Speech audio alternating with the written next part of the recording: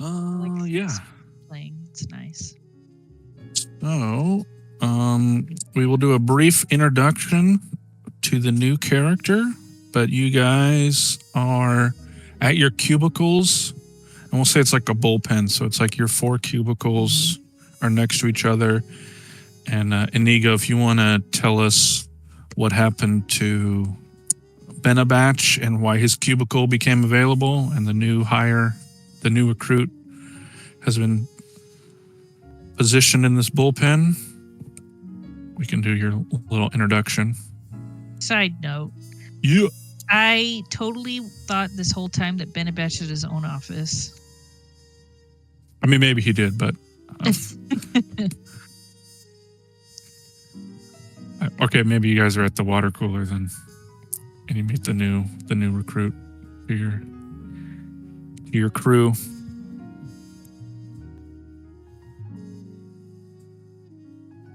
Yeah. Okay.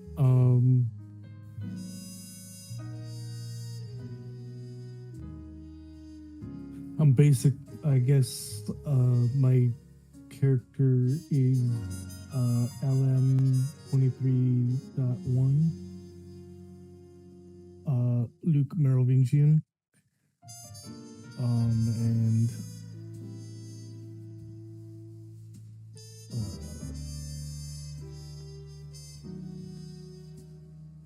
he is I forgot what. I cannot hear you. Sorry. I forgot what it was sound called. far away. With the archetype that I rolled, I don't think I did. He's a fixer. Fixer, yeah, okay. What does he look like? I can post a photo.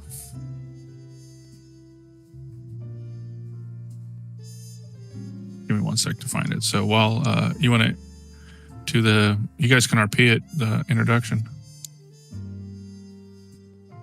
So is he going to be formally introduced to us, or is he just going to walk in?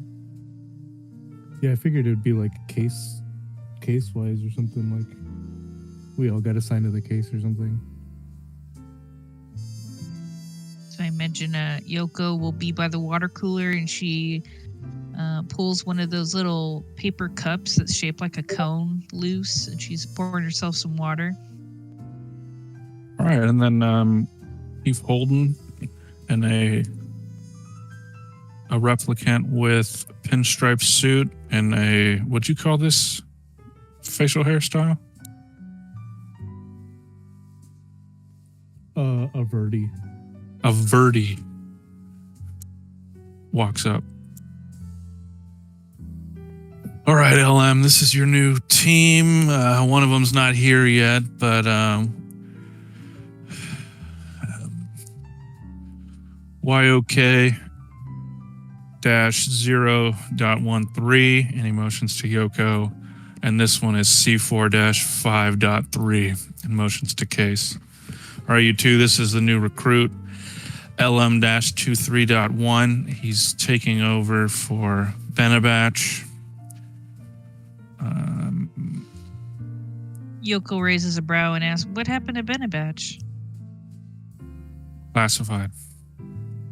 What do you mean classified? He was our commanding officer. Well, you know what? Come by my office later. And classified just means that he's not answering what's his name's calls. Like it's like every time he calls, like he gets a voicemail on Benabatch. It's like, I'm on vacation. Don't bother me. I'm not on working hours. When I'm on working hours, you'll know. Like blah, blah, blah, blah. And he's like, I'm in Shell Beach.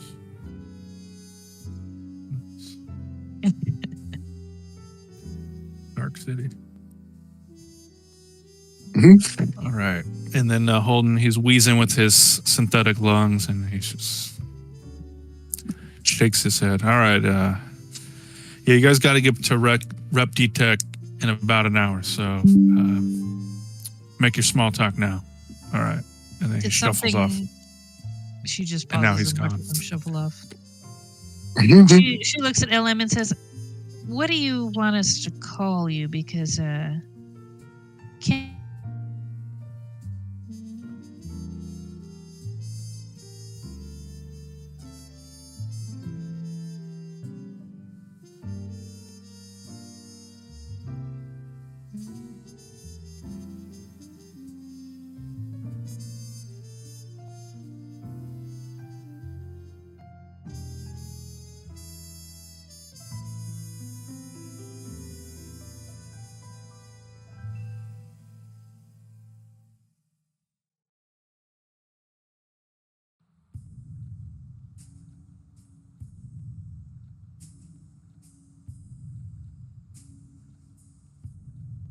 very minimalist.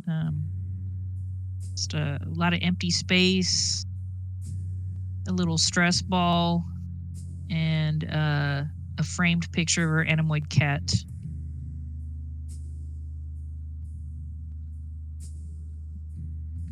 Okay.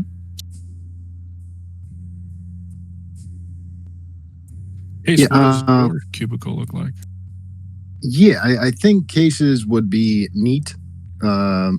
Things would be arranged symmetrically. I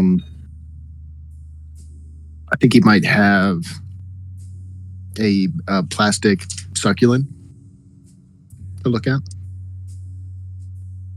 But yeah, pretty sparse. Okay.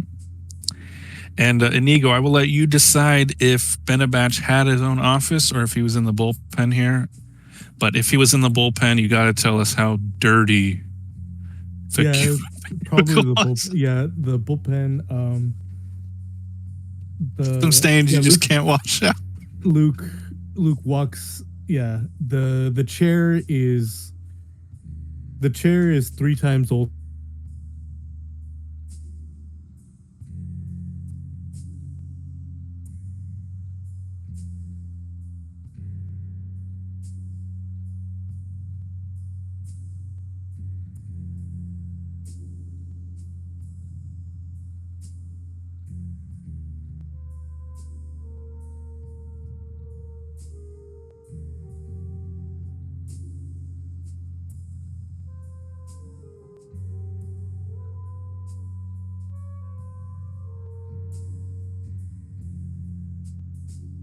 Stains and breadcrumbs all up in the keyboard. As you look at it, one of the clerical employees is looking over your shoulder, and she's like, I guess the cleanup crew didn't even bother cleaning up his cubicle. Sorry, LM. We'll get somebody on it later. And then she walks off.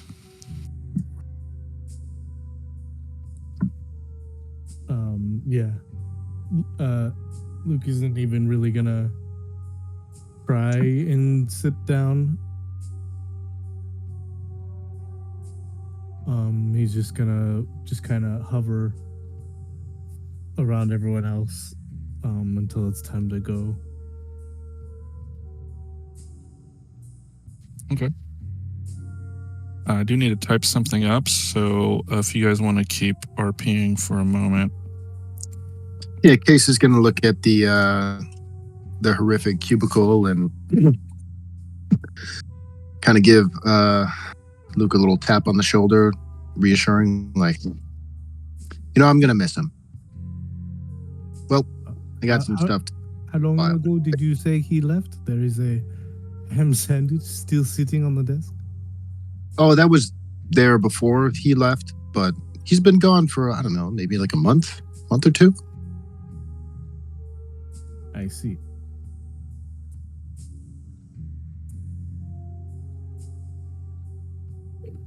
It was just typing away. Good luck cleaning. Yes, I would advise wearing gloves.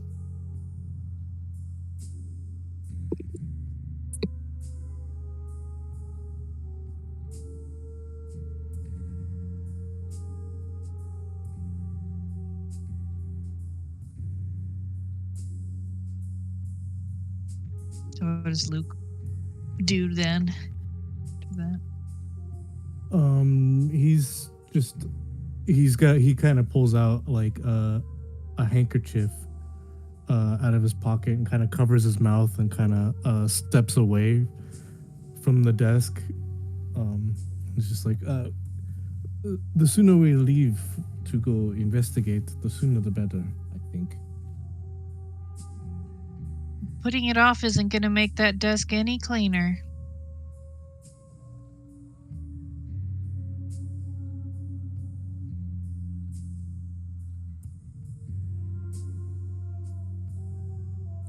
Yes, well, I do not think I will be cleaning it myself.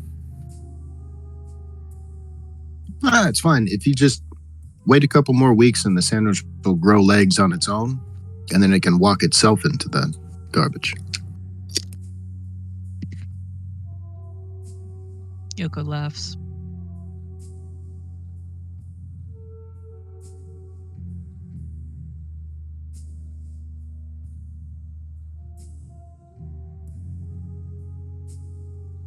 When she's done typing up her report, she's going to go to Bullet Bob's website and just start browsing.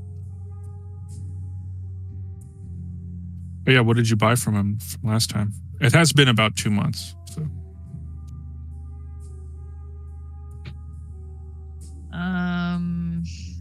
Oh, I thought she was just giving him the money. Just the money? Okay.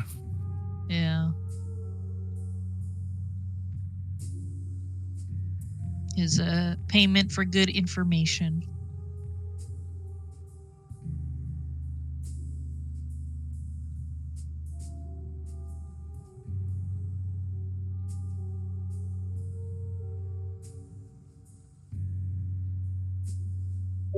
All right, just then the three of you get a ping on your work email with a very short email from the internal Digi.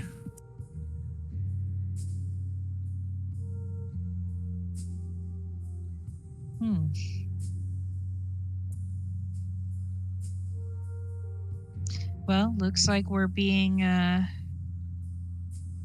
called in to rep detect. She grabs her bag and she stands and locks her computer. Windows L. Mm-hmm. Although there probably isn't Windows in this world, so There's Wallace L. Yeah. There's a little W on the key. Wayland Yutani L. Yeah. She starts walking to the elevator. All right, as you guys head over there, we got to plan out who's given the empathy test.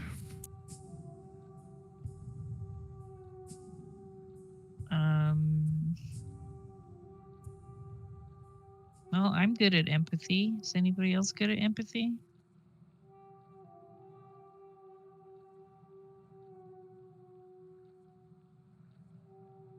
Yeah. I think Luke's pretty all right at it. Shit, I was muted. I'm so-so on empathy and insight. Empathy is like my lowest stat. All right, well, only one of you may administer the test, but the other two, you can observe. So maybe you'll find some more, using observation or anything like that. Cool. So I guess maybe Yoko does the VK and the other two observe, or? That's cool with me. Right. Would I have got my health back? Yeah, you guys should all start out at full. Okay. I'll do And that then it looks like my resolve has been diminished by 2. I thought I used to have 5. And I should have 6 now because I got hardened. I think that has something to do with one of your stats. Resolve is tied to one of your stats, so.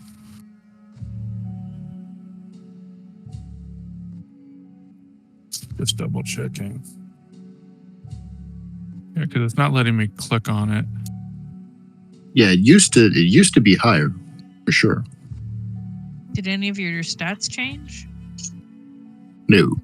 Yeah, the only thing that changed was when he took that stress.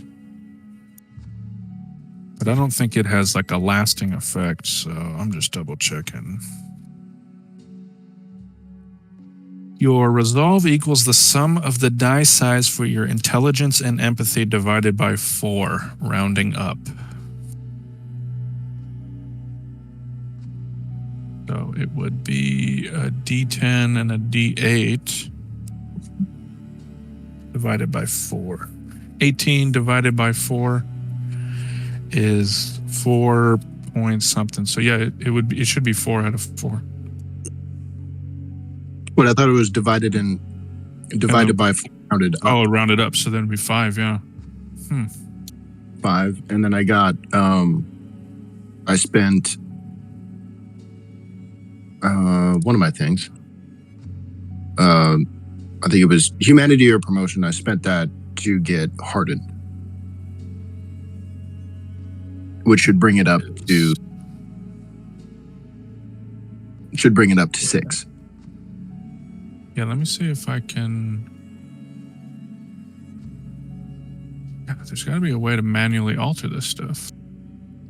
What if you click on that gear or something? The gear on the top right? Token, yeah. Sheet configuration. Yeah, I'm not seeing anything for each of these. I see identity, appearance, vision, light, and resources. When I click on the gear on mine, I see health max modifier, resolve max here we go. modifier. Yeah, I found it. Maybe he has like something set to have his resolve permanently lost. I don't know how to change that though. Like I can see it right here. I just can't alter it.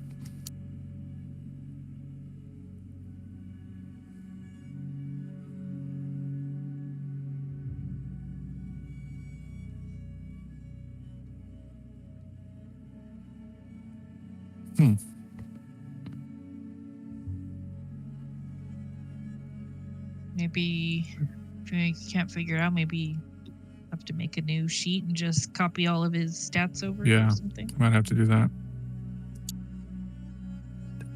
All right.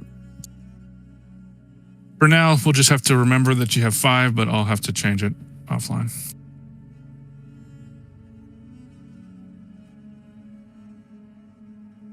I'm just adding it to your notes.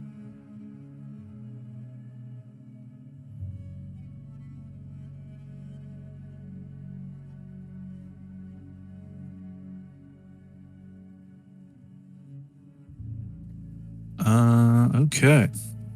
All right, so you guys take the elevator and you get to a holding cell. I'm going to read some stuff, so bear with me. The fan wisps slowly in the ceiling above, but does little to dispel the thick, musty air in this interrogation room at the Reptitech unit headquarters. It's morning in downtown LA, but this deep into the hulking monstrosity that is LAPD Tower, it might as well be on the dark side of the moon. You, Yoko, sit across the table from a dark-haired young man with a black eye and a sullen disposition. The rest of you are watching through a one-way mirror from an adjoining room. Give you this handout.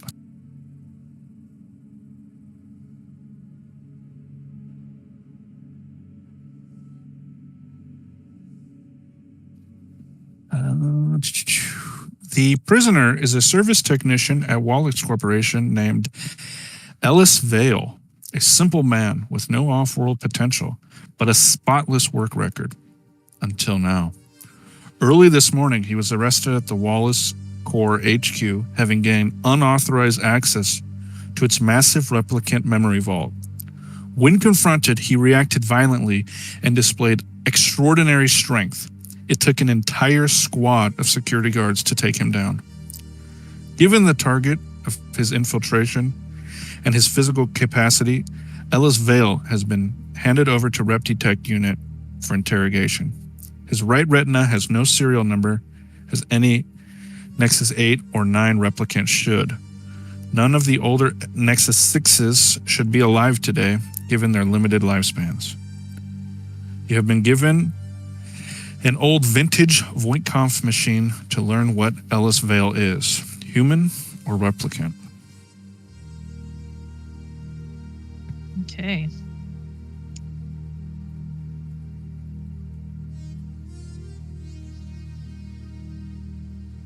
All right. Do you need a list of questions, or would you like me to give you some?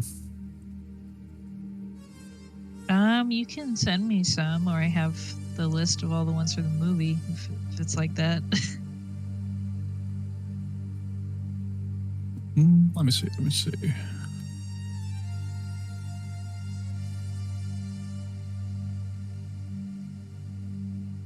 Like, does it want us to use those kind of questions? Or? Or like the ones from the game. Yeah. You see a turtle and you turn it on its back. I mean, it's your call. If you want to use these, you may. If you want to use the stuff from your knowledge of the intellectual property that is Blade Runner, I will allow both. Yeah, I think this is more left here for, people who aren't as knowledgeable. Maybe I'll mix and match some. All right. You guys want to lay the scene out for me? How you guys get here, what you guys do, and then we can jump into the test? So Yoko walks into the interrogation room and she smiles warmly at Ellis and takes her seat across from him, starts setting up the machine. Okay. And she says, "Hello, Mr. Vale." He doesn't say anything. "My name is Yoko, and today I'll be giving you a little test." Test, sure.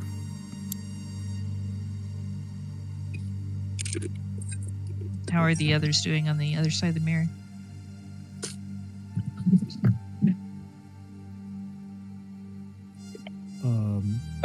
Yeah, Case is just watching in passively. Yeah. Same thing. Same thing with Luke. I did have one tactical question in terms of just playing the game. I have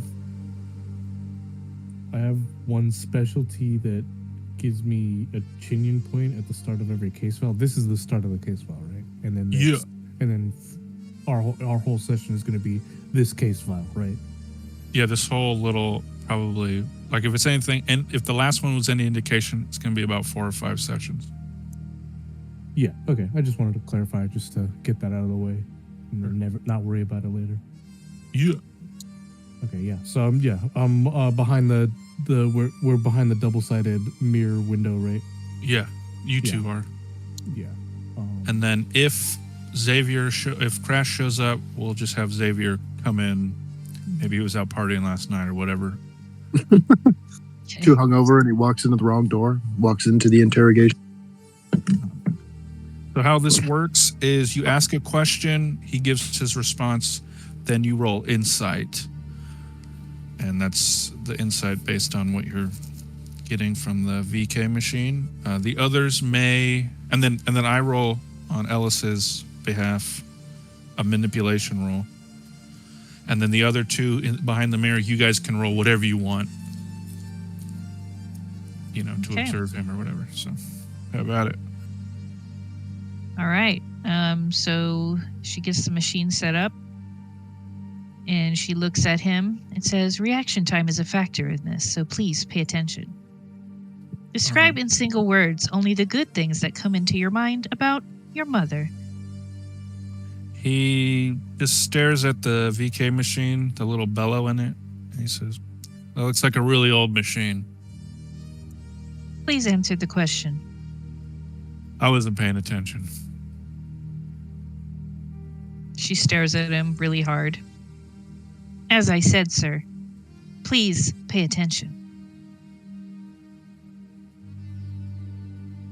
She's going to make it seem like she's writing some kind of note about him. You want to roll insight? Yeah. Anybody behind the two-way mirror want to make any rolls? The manipulation. Yeah.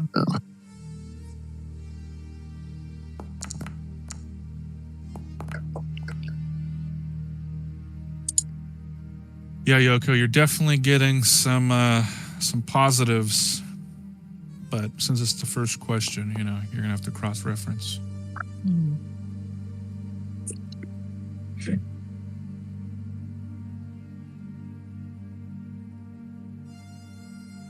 Neither of the Blade Runners in the other room get a success, but you guys want to narrate what you guys are doing.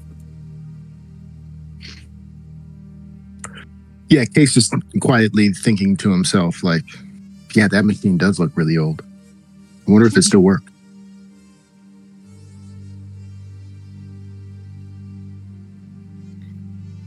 She continues to the next question and says, in a magazine, you come across a full-page photo of a nude girl. The girl is lying on a bearskin rug. How does that make you feel? I don't know. What do you think? She stares at him again. Stares right back. And says, I'm asking the question, sir. Please cooperate. He just clears his throat. Yeah, I guess I feel great.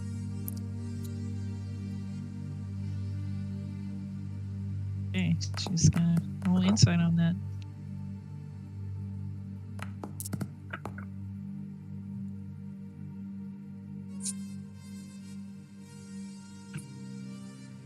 Okay, so because you got one success and he also got one success, that's an inconclusive result. But Okay. because Case got two successes, Case, tell me what you're trying to empathize. I am trying to discern whether or not he's agitated, and then see if I can infer what he isn't agitated about.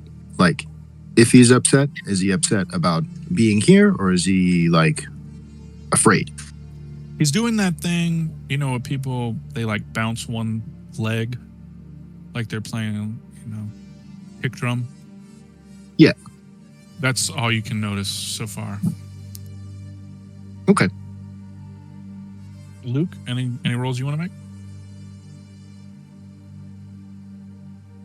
No, not at this time. I'm still hoping he'll give us a straight answer, I guess. I don't know. Okay. Third question. Okay.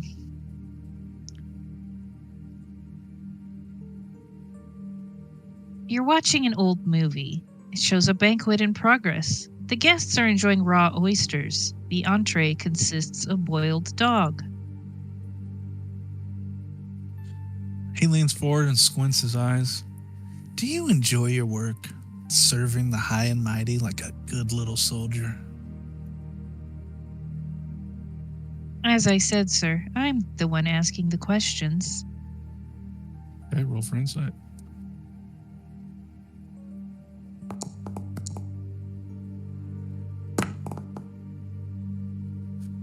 Yeah, you get another ping for replicant. In case that is also one success. So, what are you observing this time? I was trying to see if the subject is sweating profusely. He is not. But with your observation, you do see him start like balling his fists. They are handcuffed, but you do see him balling his fists. Okay. With my knowledge of replicants and, you know, like being one, could a replicant break out of regular handcuffs? Well, let me tell you, or let me ask you. They did say it took an entire squad to detain him, so. Okay. But there's not like super handcuffs that exist in this world, There are right? not super handcuffs, no. I didn't think so. Okay. How long would it take to run from this room to the other room? 1 round. Okay. Although, Luke, give me a tech. Wait, or they do have him like regularly handcuffed with just one set, or does he have like the arm, like hands, yeah, handcuffed hands to the table around and, the and elbows, ankles to the floor? yeah, Okay. and that like chain. Yeah, he's got it all. Okay, so that's not. But they are still just regular. Like you guys are all superhumans, right? Well, yeah, but It's like putting there's handcuffs physics. on Captain America. Okay, buddy. You know what I'm saying? Yeah. Hey, listen, if an alarm bells are ringing in your guys' head, that's good. That's good. But Hey. Luke, would you mind giving me a either observation or tech roll, please?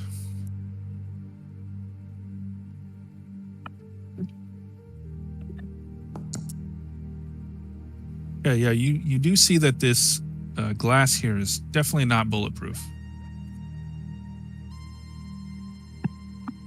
Okay, fourth question. You're in an old house. There are portraits on the walls, all familiar faces, but you can't remember who they are. Then you see a man hanging from the ceiling in a noose. It's you. He just stares at you. It's a dead stare. How does that And make now- you feel? And Mister? now, you guys don't even have to roll. Now he's no longer fidgety or anything. He's just calm.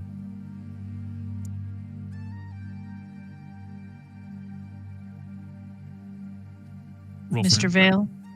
You may roll for insight.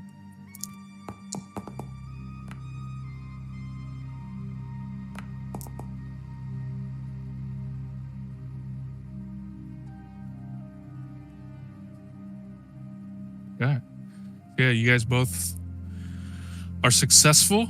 Yeah, Yoko, this is another pick toward being a replicant. And Case, you're doing insight. Yeah, you can see this is like, you've seen nature documentaries. This is like that quiet pause before predator attacks. Okay. My two rolls didn't cancel each other out because I got an eyeball. Yeah, I guess you're right. I said never mind. Take it back. Like, oh shit. You guys think this guy looks bored?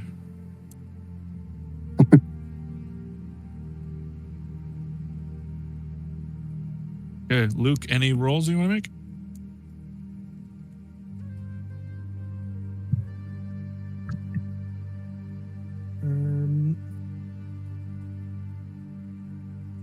Can I just like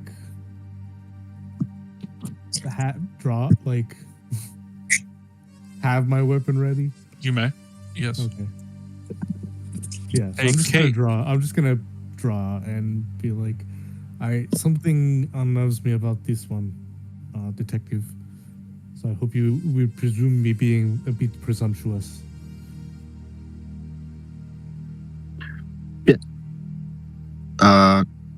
Yeah, if I have time to draw, I'm probably also going to draw. Okay, you guys aren't in combat, so you just see Luke draw, and then he says this whole, "Forgive me for being presumptuous." Right, Yoko. Oh, sorry. No, that's it. That's it. Yoko, fifth question. What do you think it's like to be a replicant? Just then, he snaps his handcuffs, breaks the cuffs around his elbows, and the chain that's connecting him to the desk shatters. And he is going to roll a... he's going to roll hand-to-hand against Yoko. Okay. So Yoko, you may, I guess, use agility, mobility to dodge. Hand-to-hand, I think, to try and... like, Yeah, she's gonna hand to hand him. Okay. So if She's you a succeed, doxy. if you succeed, you can counter him if Yeah, that's what you want, or you She's can. gonna try to counter him. Okay. She's got that martial arts.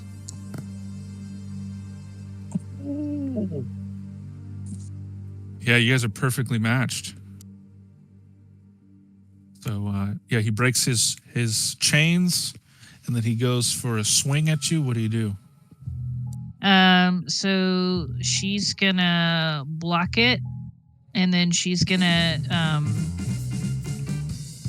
I guess she's They're gonna be grappling each other, I guess, like pushing back on each other.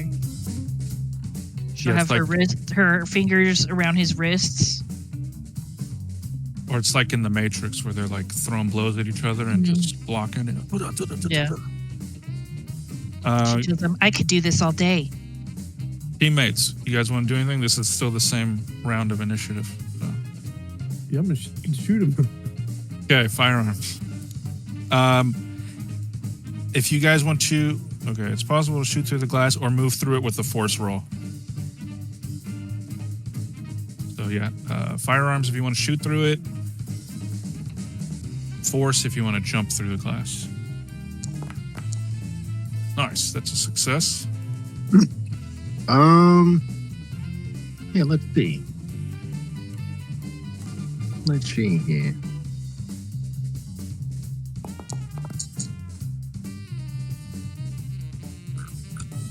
All right, well, you're Luke's shot shatters the mirror, and then I'm gonna have him Ellis roll a mobility at disadvantage since he's in a kung fu fight with Yoko. But Case, you wanna tell us how you miss? Yeah, I think maybe I wasn't expecting Luke to shoot first. I jumped. That throws my aim off. All right. Oh, but despite that, even rolling at disadvantage, Luke's shot is not enough to hit Ellis. He dodges it just in the nick of time. Maybe you take a couple of whiffs of his hair, but not enough to deal damage. All right, he's gonna try hand to hand Yoko one more time. Okay.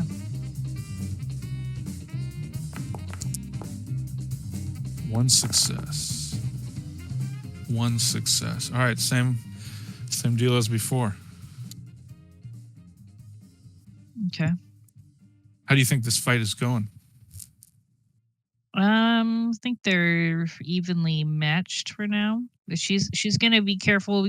She's gonna yell for the others to be careful. Don't kill him. We need him alive. Does Yoko have any kind of clothing that he could like grab onto and try to like, smash her into the table? She's wearing a jacket.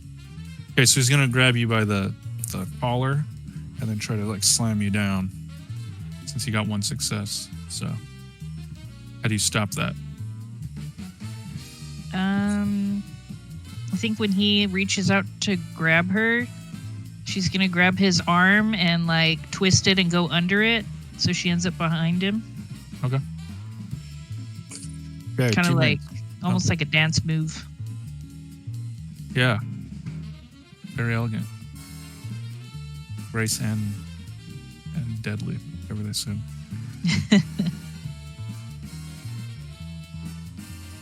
Luke, Case, what are you guys gonna do? I will aim carefully. Okay, firearms.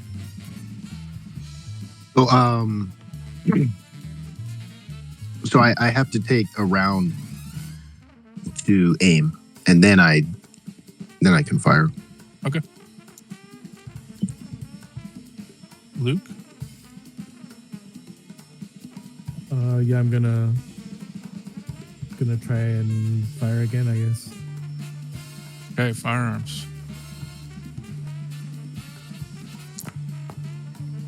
That is a miss.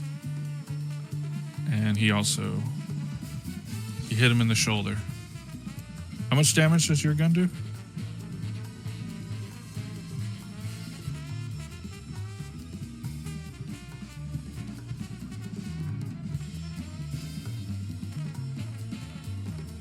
Let's see. 1. Okay. Right. Next round, he's going to try and use force to like hurdle, like get Yoko off of him. Okay.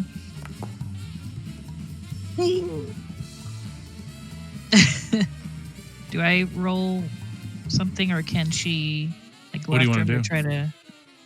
I think she would try to sidestep what he's throwing and try to do like some kind of Aikido grapple on him, like get him down to the ground. Hand to hand. Okay. Nice. Okay, well, he did slip and he's falling, so what are you gonna do? She's going to take advantage of his momentum falling to grapple him and twist him to the ground. If you grapple your opponent as a special attack in close combat, both you and your opponent fall to the ground. The opponent drops any weapon they were holding and cannot move. The only action they can perform is attempt to break free, which is an action that succeeds if the opponent wins the opposed hand-to-hand combat roll against you. Okay. While you are grappling, the only action you can perform until you release your opponent is a grapple attack. Okay. Hello.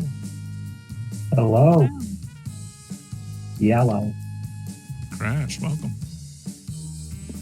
All right, we're gonna cut away very quickly. So Xavier, you were a little late to the office this morning, and when you get to your cubicle, you guys have like a 4-way bullpen, like 4 cubicles kind of facing each other, Okay.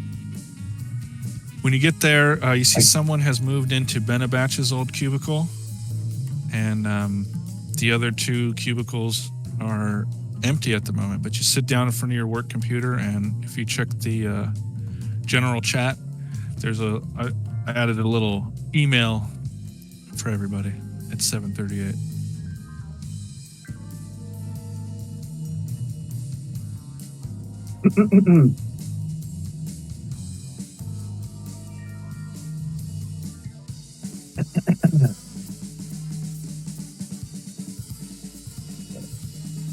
Hey, new guy.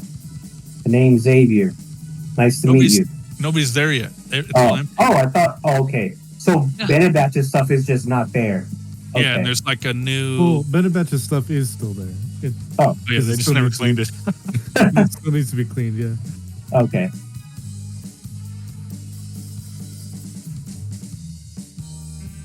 Should I read it, or do I just read it to myself?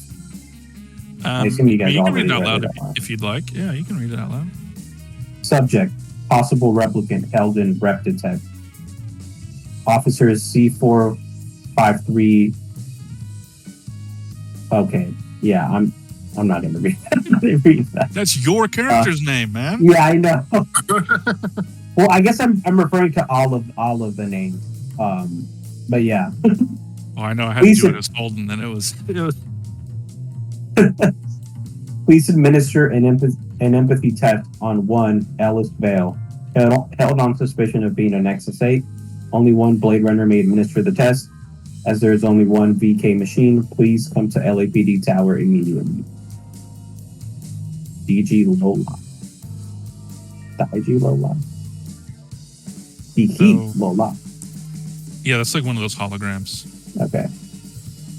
Remember the dispatch and I guess company-wide email, they're all handled by those holograms.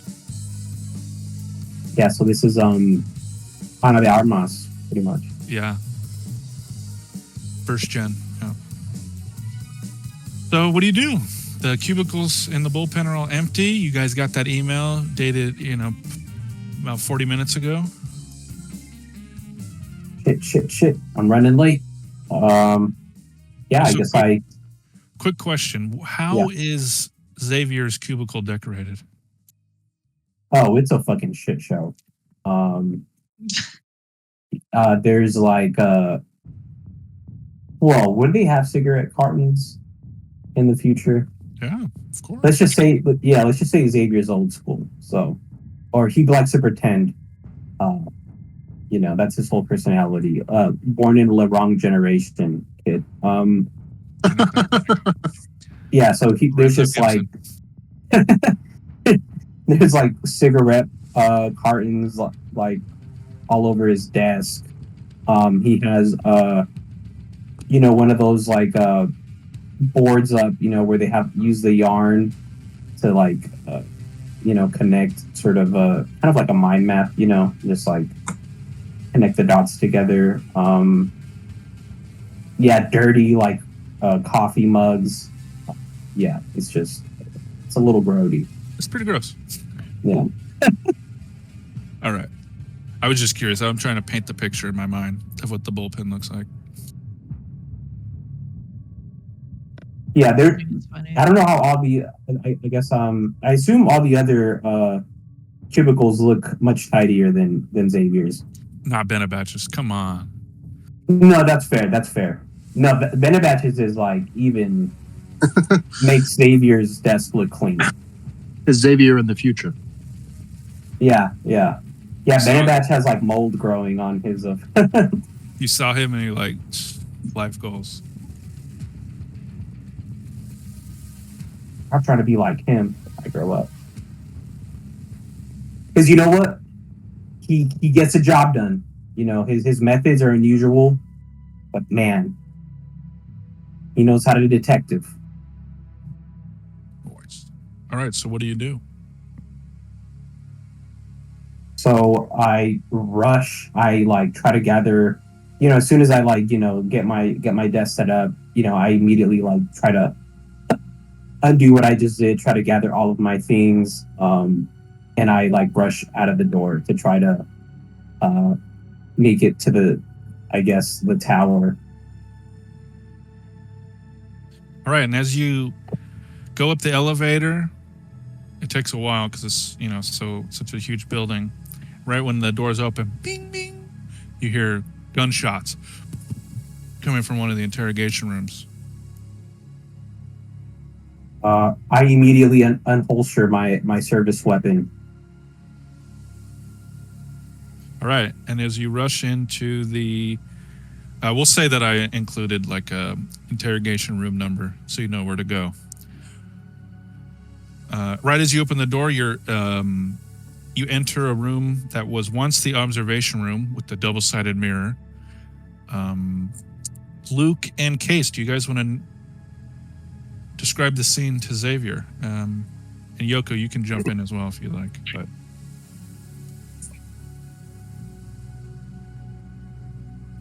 I guess it depends on which room he walked into. he walked into the room you and Luke are in. Okay. We are on the see-through side of a one-sided mirror that has been shot through. On the other side of the glass, you can see a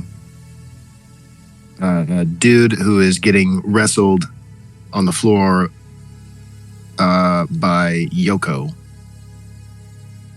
And Case is trying to find a good place to shoot him. Yeah, Yoko's got him in an arm lock on the floor now. Cool. So Xavier is just gonna aim his weapon at the suspect, but not fire. He doesn't plan on firing.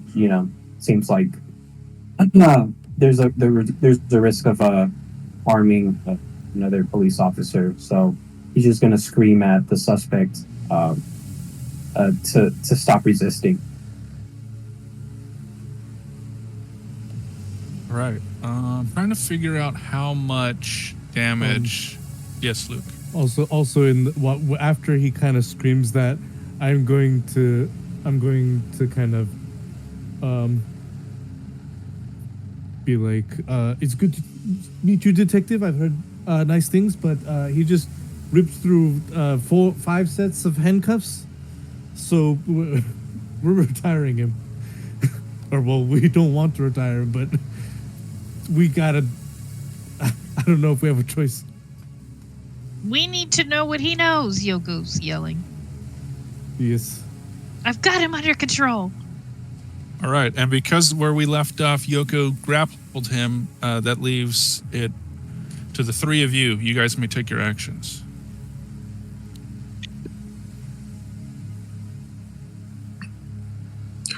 Well, I was aiming shot. If Yoko's doing an arm bar, So you get advantage. I'm going to try to shoot him in the leg and maybe try to get a little kneecap on there. Okay. So, okay.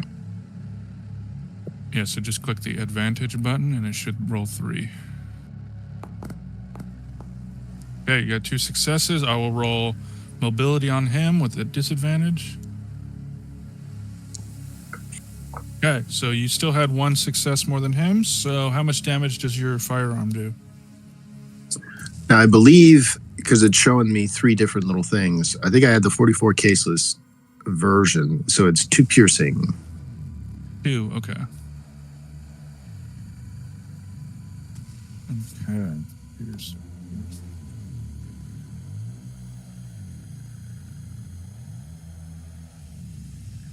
All right, I think that just means... Well, I looked it up. What are the other 2 guys doing?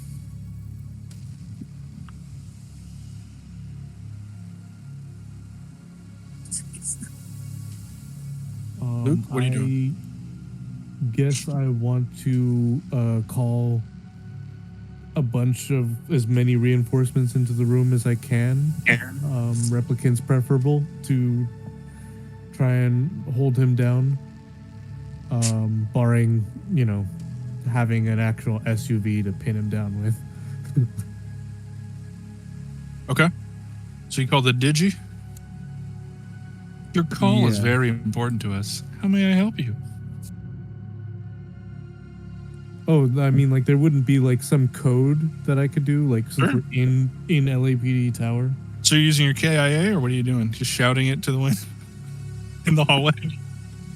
Yeah, yeah. No, Okay. I mean, like, the order, I guess, like, ordering, yeah.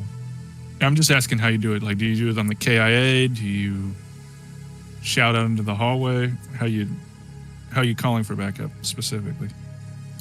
Well, I mean, like, I wanted to call in the code or whatever that would, like, have them announce over the intercom, because I would imagine, like in an emergency situation, there'd be some kind of, like, Okay. code. Yeah, we'll Code just say you do fire it or on whatever. your KIA then. Yeah, that's fine. All right, and Xavier, what are you doing with your turn?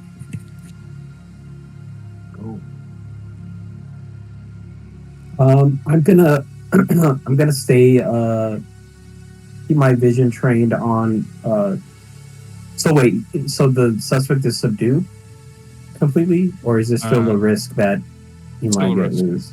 For Okay. now. Yeah, so I'm gonna keep my eyes trained on him. I'm gonna be aiming for like his leg.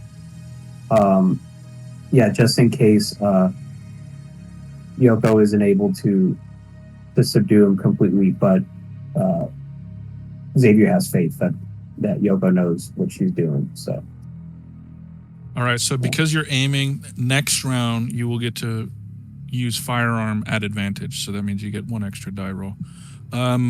Luke, please roll me a connections to just see if those people come right now or next round.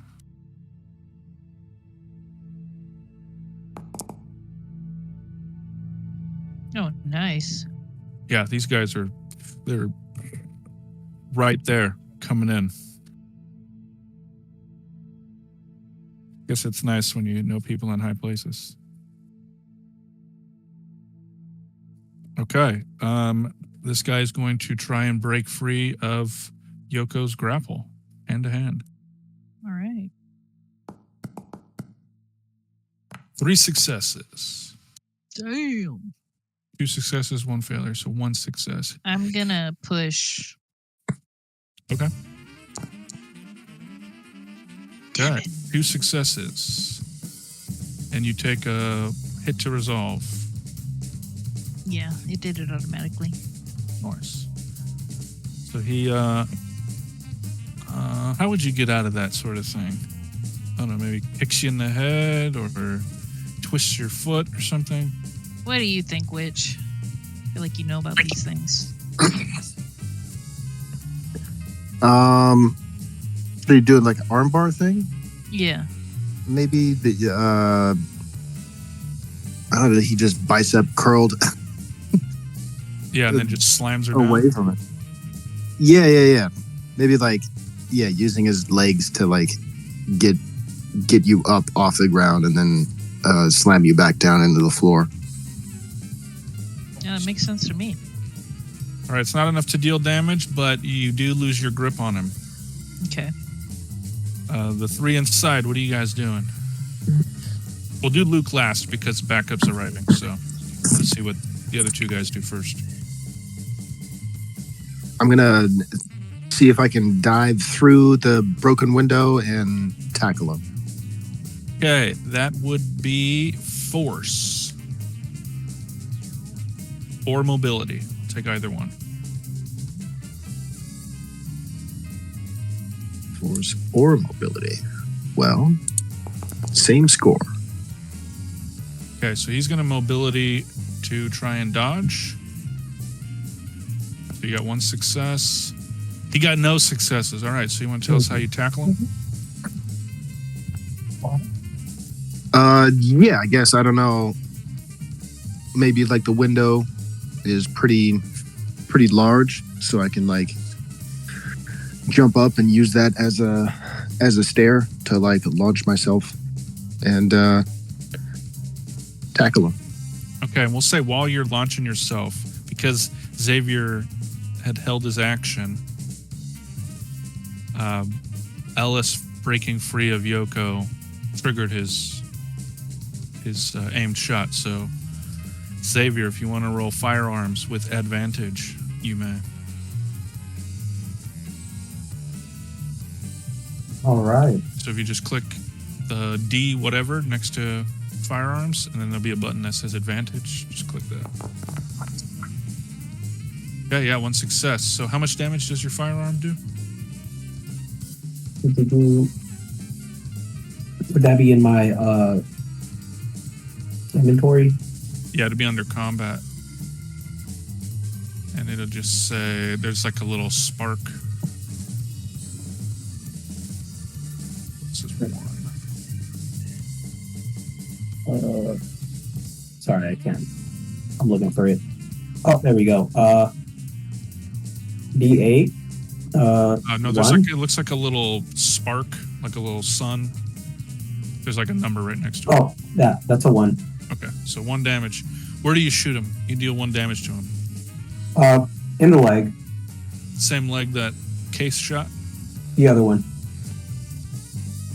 All right, so yeah, with both legs shot, Case tackles him. Luke, your backup arrives. Yeah. 1 beat cop comes in. You call the I don't know what would the code be. Code red. You call the code red? Red.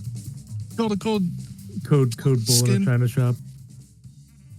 called code crazy skin job on the loose. Yeah, I want him to hold. What's one guy gonna do? He's a replicant at least, right?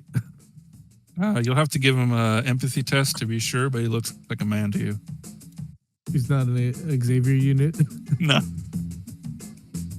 He's a Paul Blart Mall Cop unit. There is It such a just thing. looks like all those NPC cops in the game. Yeah. How depressing! You get like a custom-built robot body, and they give you like Kevin James model. Just another face in the crowd cop.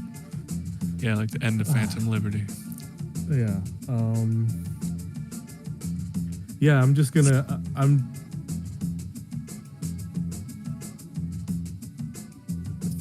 Do I know this guy? Does he have kids?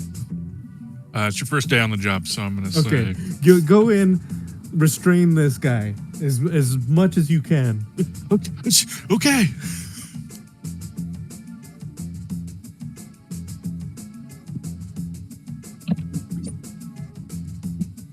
And then I also want to try and run in there after him and try and like I don't usually like to get my hands dirty, so to speak, but you know, you got to do what you got to do. All right, this guy's gonna roll mobility to try and jump through the glass. Oh no. But he makes it. He did it. Paul Blart did it. Oh my god. This is crazy. He's like doing like a real skin job, nut job. Okay, well, yeah, he spent his turn just jumping in there, so Luke, if you want to jump Do I through. do the same thing, mobility? Yeah, mobility. Why did he come in from Because the entrance is where your guys' door is. What? That's where he came in. Oh. Okay. Did Yeah, you you want him to could've- go and open the other door? Yeah, I kind of wanted to call him to the other room, but I just think it's funny that he came into our room and then dove through the window. That's kind of funny. Yeah. A heavy set guy like him. Yeah, Luke slides through as well. All right, so Well, I don't know if I slide. There's broken glass, but very elegant the way you cross the clearing. Okay, next round. Ellis is going to try and hand to hand to break free of Case. He got 2 successes. Case, if you want to try and detain him, also hand to hand. 1 success, not enough. He breaks free of you. I'm gonna push. You may push.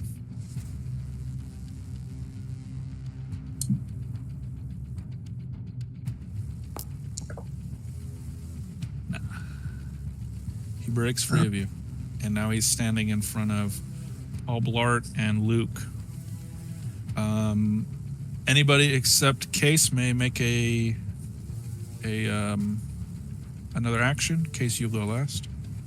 Or no, I'm sorry, you already did your. Sorry. Xavier?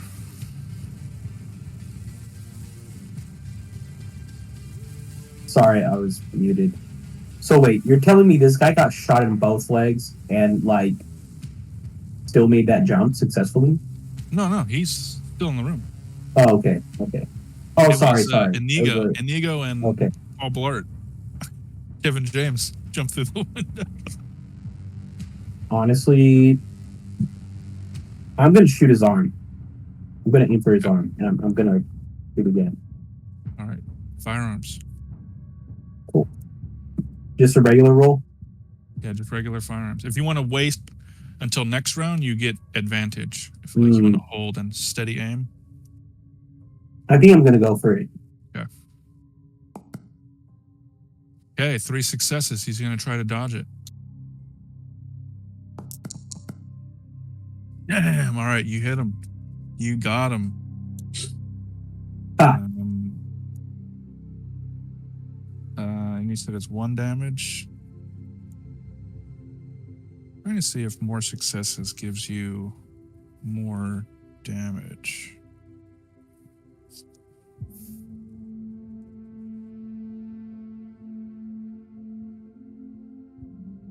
When you roll a critical success, what is that? So when you attack someone in combat, you inflict damage equal to the base damage rating of the weapon plus 1 additional point of damage for each extra eye rolled beyond the first. Okay, so you get 2 damage, or 3 damage, if Damn. I'm reading that correctly. So his gun does what? 1, yeah, it says 1. Yeah, so that's 3. It's crazy you got the subcompact. You seem like a guy who'd have like a fucking shotgun. It's not. All right, so yeah, you want to tell us how you, I don't know, take this dude's arm off or something? That was quite the shot. Yeah. So I see after I see he like essentially gets out of the grapple. You know, he's sort of a threat. His threat level is elevated, And I realize I have to immediately incapacitate him. Otherwise, you run the risk of losing him. So, yeah, I make my mind up and I aim at his elbow. And I want to, I know I want to hit him in the arm, but I aim directly at his elbow, and I'm thinking that I can just shoot his lower arm just off, and lo and behold, I do. Nice. All right, Paul Blart's going to run up and he's going to try and tackle him. He got no successes. Let's see how he reacts. Ellis just sidesteps him, even though he's missing one arm. He just kind of like moves past him and pushes him like he's got his hand on Paul Blart's back and just like shoves him toward Yoko. Get the fuck out of my way, kind of thing. Who the fuck is this guy? Yoko and Luke, you may take your actions. Yoko's gonna sidestep around Paul Blart, and she's gonna run up on Ellis and try to grapple him again, restrain him. Yeah, hand to hand. She's gonna say, "Stop resisting." Okay, 0 successes. He's going to hand in return. 1 success. So he hears you coming and he just, I don't know, ducks and Yoko, I don't know, jumps over him. That's so funny. Oh, you pushed. Yeah. Okay. Yeah, that is what, 2 successes. Yeah, okay. So yeah, you grapple him. So you got to tell us how you miss and then push. Tell us how this scene goes down. So first he dodges her and he gets cocky and he slips up, and then she slides behind him and grabs his remaining arm and just holds it straight back and kicks the back of his knee to push him down to the ground. Yeah, I guess he's slipping on all that blood. Mm-hmm. All right. Yeah, you pin him down. Luke, you're up. He's got her knee on his back. Yeah, while Yoko has him pinned, I'm going to handcuff his arm to his foot so that the harder he pulls, the more he'll pull on himself. Okay. Like not the comfortable way. Yeah. Not forwards, backwards. All right. You may roll, because he's still going to try and resist. You still have to roll hand to hand, but I'll give you advantage and I'm going to give him disadvantage. You said roll hand to hand. For me, roll with advantage? Or yes. Okay. Correct. And then he will have disadvantage because he's being grappled.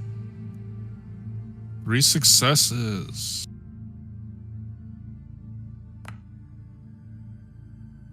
Okay, he got 2 successes, but it's not enough to get out of Yoko's kung fu grip. Okay. Is that everybody this round? Did Case do something? Or Yeah, I don't know what round I did my last thing in. Yeah, you tackled him and then he threw you off, right? Yes. Yeah, that was this round. So Okay. Yeah. He's going to attempt to break these handcuffs. So going to what would that be? Force.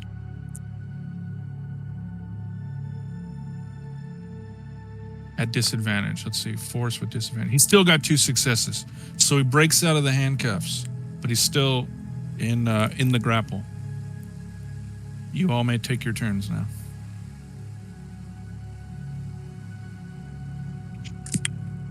Sorry, what did he just do? Broke out of Luke's handcuffs. Okay.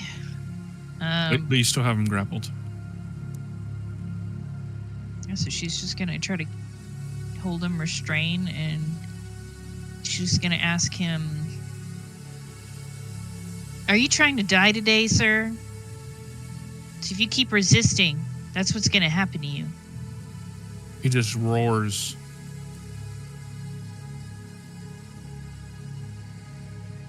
Okay, hand to hand. Okay.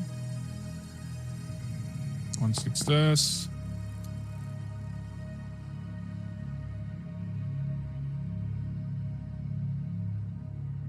You pushed again? No. Oh. Okay. Oh, that was case. Okay, sorry. Yeah, I just saw a bunch of dice just hit the screen. I had to look at chat. Okay, so he got 1 success, Case got 1 success, and then Yoko got 1 success. So you guys all kind of balance each other out. I'm going to say he's going to stop Yoko, but then Case jumps in. How you guys go with that? Okay. Sure. And then Luke and Xavier, what do you guys? Oh, you know what? I'm going to have Paul Blart jump in too. He's going to back up. Okay. Hell yeah. Come on, Paul Blart. Fucking 3 successes.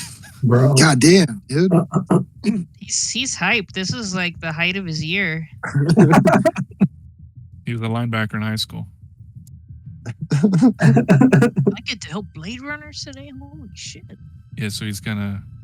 Case, how do you detain this guy as he breaks free from Yoko?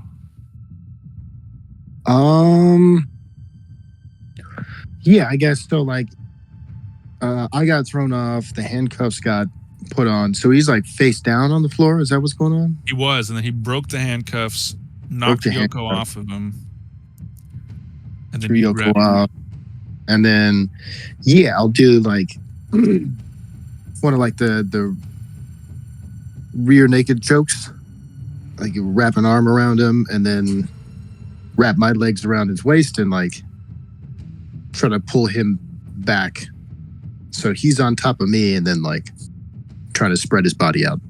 Then how does Paul Blart with his 3 successes help you out? I don't know. What was he doing?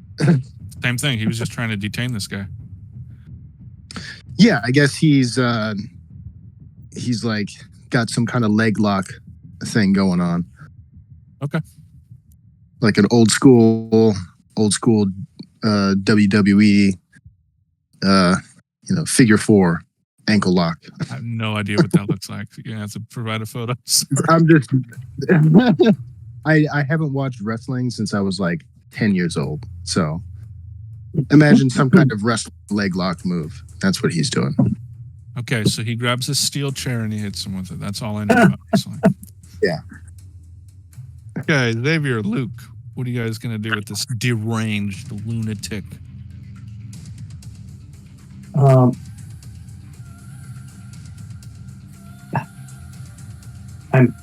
kind of honestly I think I'm just gonna try to punch him in the face. Hey, you have to enter the room. Okay. So Does that mean I have to wait till the next round? If you want to walk in, you want to open the 2 doors and get in here, yes. Or you may roll mobility to jump through the window. They take the same amount of time, so. One requires a roll, one doesn't. I'll walk into the room. I won't roll. Yeah. And finally, Luke, what are you going to do?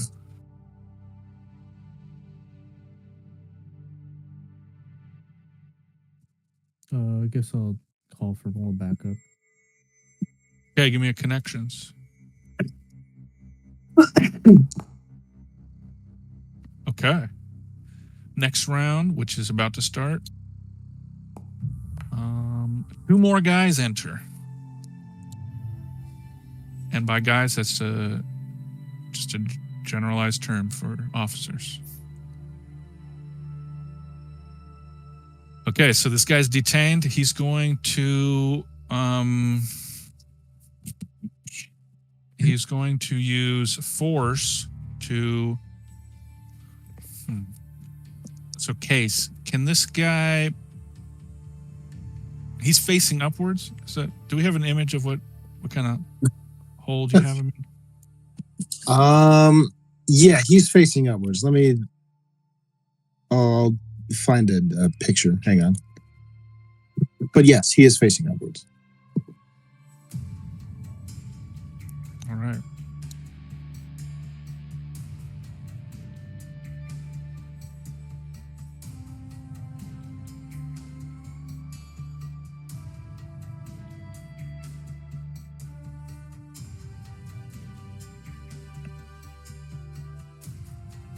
Well, he's going to try and break free. So, hand to hand.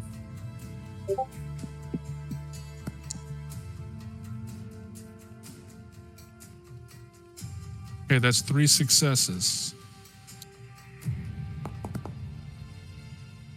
0 successes from... Yep. Double zero. Paul also, he just knocks both of you guys off. Damn.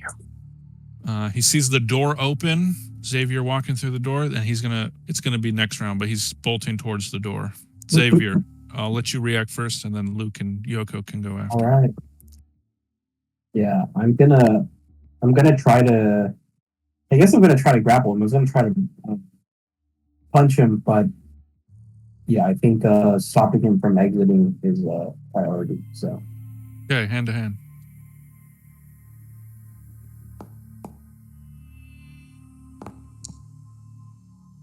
Not enough. It's like a cool action fight.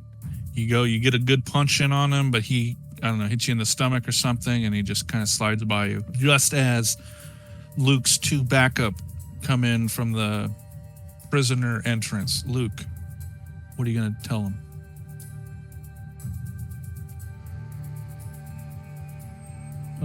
Each of you bring 5 more guys. Okay, they run away, leaving the hallway open.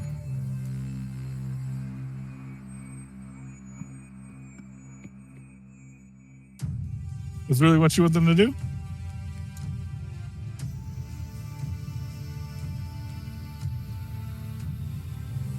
You need to go? You take Yeah, I that don't think silence two as a guys- yes. I don't think 2 guys is enough. Okay. All right, so they run off, leaving the exit wide open. So Yoko and Luke, you two may attempt to stop this guy as he rushes out or tries to rush out the door. She's gonna run up behind him. She's gonna jump on his back and wrap her arms around his neck, and she's gonna try to take him down to the ground, start choking him out. Okay, I don't know if this is like Cyberpunk where you can do complementary rolls, because that sounds like a mobility plus a hand-to-hand.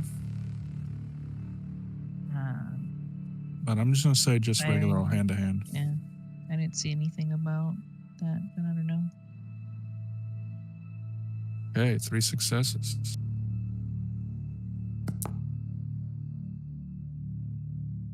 Only 1 success. All right, that's a success. Plus 1, so it doesn't say anything about damage for that, but I'm imagining if the same rule applies, you deal 1 point of damage as you smash him into the ground. Okay. Okay, you want to tell us She's gonna how tell you do him it? again, stop resisting! And as you do notice his body go limp, and a puddle of blood escape from where you crushed his skull into the ground. Oh, shit.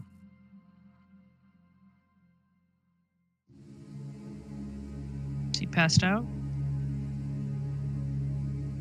You can give a medical, what would it be? Intelligence, observation, one of those to do a check. Combat is over, by the way.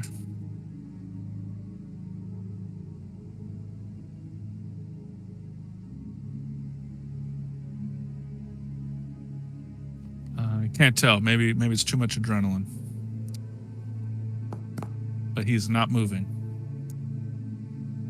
All right, Case. That is a success. What are you trying to discern?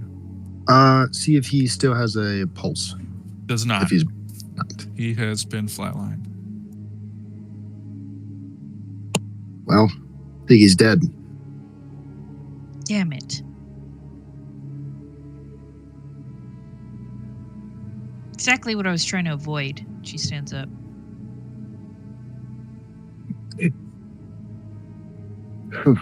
Shit.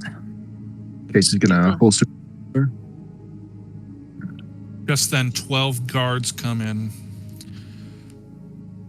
on Luke's summoning. Yeah, we brought the guys. This is great. Get this guy to the lab. We need an autopsy. Sure thing. And then one of them runs off. Just then, all of your guys' KIAs ring. Or you guys get like a page. Holden.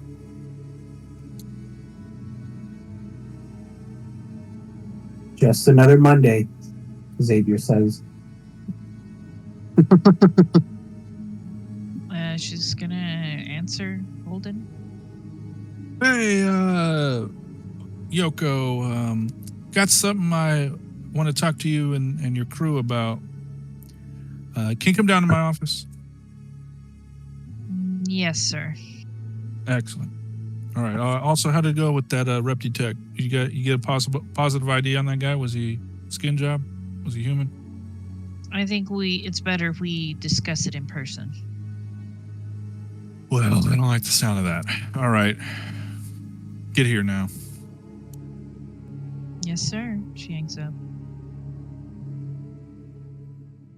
And then she looks at Case and the others, and she says, how are we going to explain this to Holden?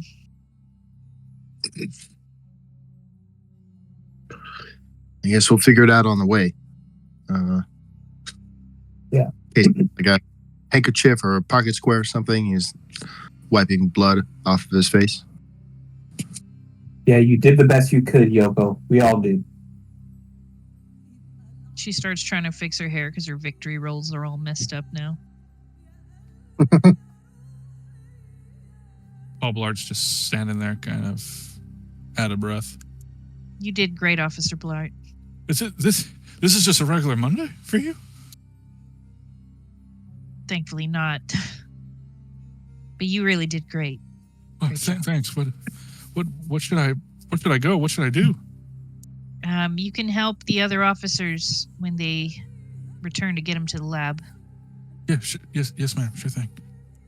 And he's got like a far off look in his eyes. He's kind of dazed. And just wanders off.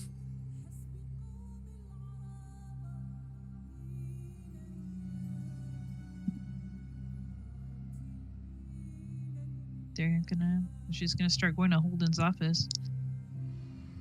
All right. What about the rest of you? Yep. Yeah. I need to be right back a second. Okay. You guys gonna clean up or anything beforehand? Are you gonna go with still wet blood all over?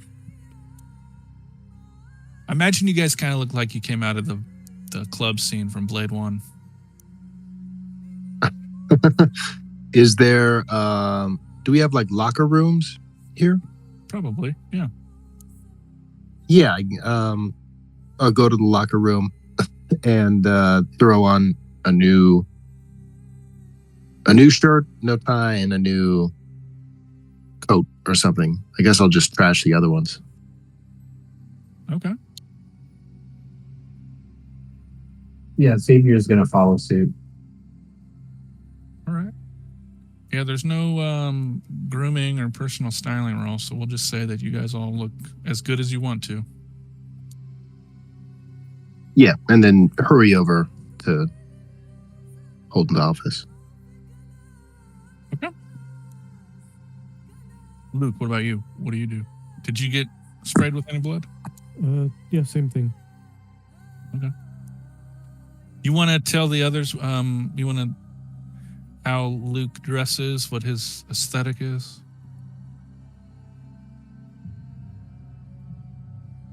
He just wears like nice suits.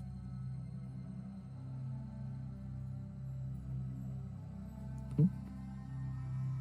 All right, we'll assume Yoko also got cleaned up.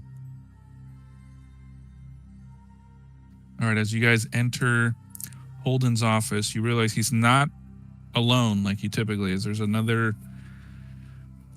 He looks like a Blade Runner. He's got the trench coat and everything. Another Blade Runner sitting next to him, or sitting near him, smoking. He grins at you guys as you enter. And this is what the guy next to Holden looks like. Actually, as a reminder, I'll show you guys what Holden looks like.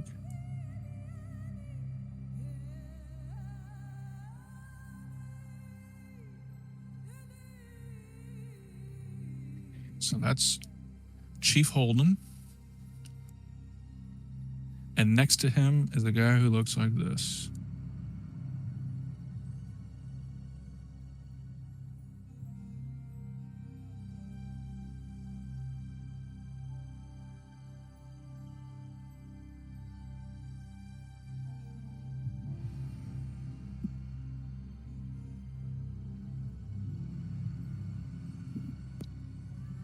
I'm back. Welcome. Did you clean up the rest of your team? They went to the locker room and cleaned up. Yeah, she would get cleaned up, fix her hair and her makeup and whatnot. Okay. Yeah, as you enter, you guys get cleaned up, and as you enter Holden's office, I don't know, what do you guys think? 20 minutes later, 30 minutes later? Yeah, like 20. Okay. As you enter, I posted 2 mug shots. One is Holden, the police chief, and another one is a Blade Runner who is sitting in the room with Holden, quietly smoking. And he seems pleasant enough. He just smiled at you guys.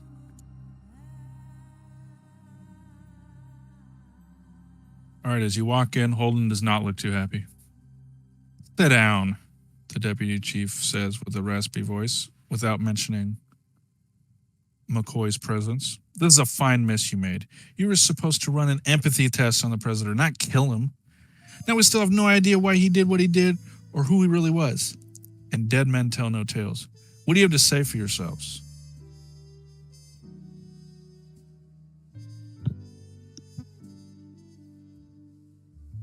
We tried to take him alive. He put up too much of a fight. We got to get some stronger handcuffs.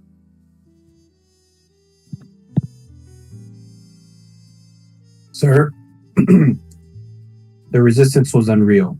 We shot both of his legs and shot an arm off him. Wasn't enough to contain him.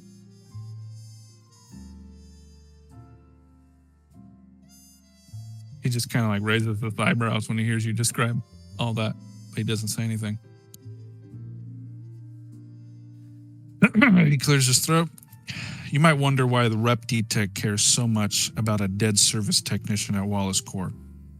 Have you heard of bootleg replicants? No? Black market outfits are using stolen Tyrell technology to create their own breed of skin jobs. Unregistered. It's rare, but in a few cases, they've been reported here and there throughout the years. Some unsavory clients prefer using black market bootlegs rather than Wallace Nexus 9s. Tailor-made, unregistered. Needless to say, Wallace is not happy about this. They are very protective on their monopoly, and they don't like spies. Now, they're breathing down our necks to sort this out. If Mr. Vale was a bootleg, he's hardly the only one. Replicants come in batches. Wallace wants them found and caught or eliminated, along with whoever produced them. Fast. Any questions?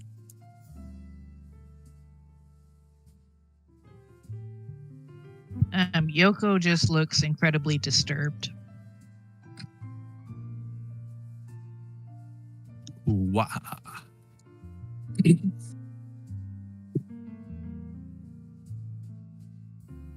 He's gonna look at each of you in turn. So just because I missed it, and just to just clarify, Ellisvale we were questioning him in connection to a murder of a technician at Wallace Corp. Am I understanding that correct? No, he is the technician who broke into the Wallace memory banks. And when they attempted to detain him, he showed unusual strength. Okay. Broke into Wallace Memory Labs, then was taken into custody, and then we met with him. Yeah. Holden looks at Xavier and looks at Luke.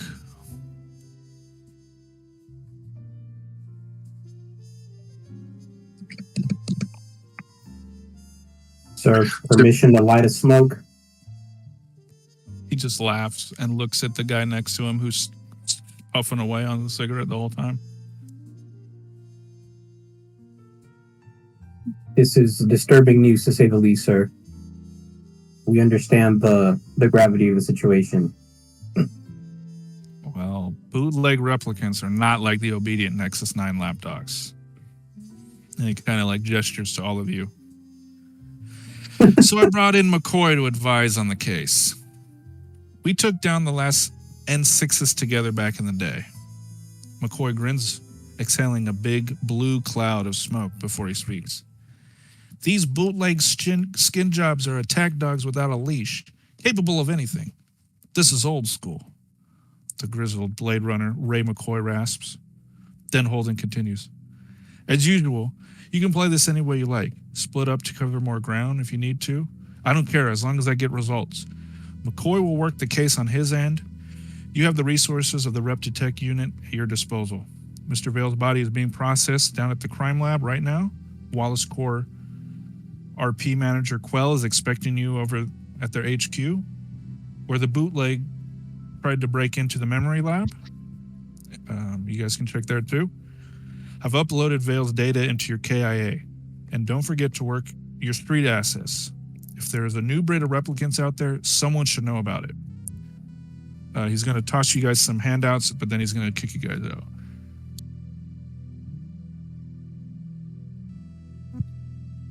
Okay.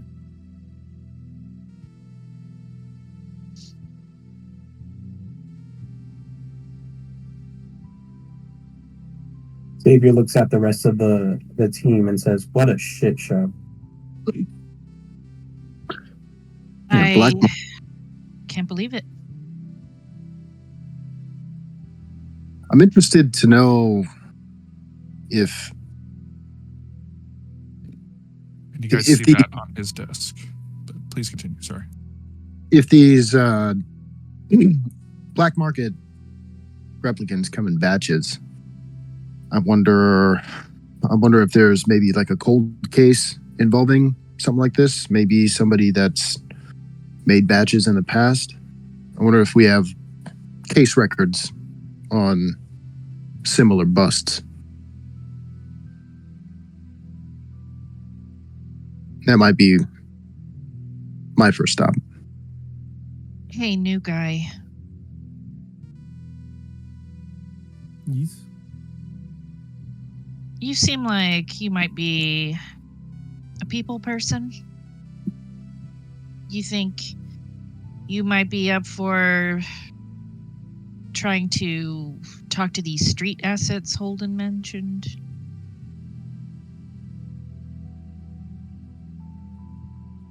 Street assets. That's what he said.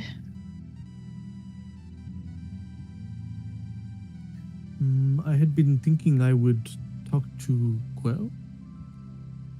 Oh, you don't want to talk to her. She's a bitch.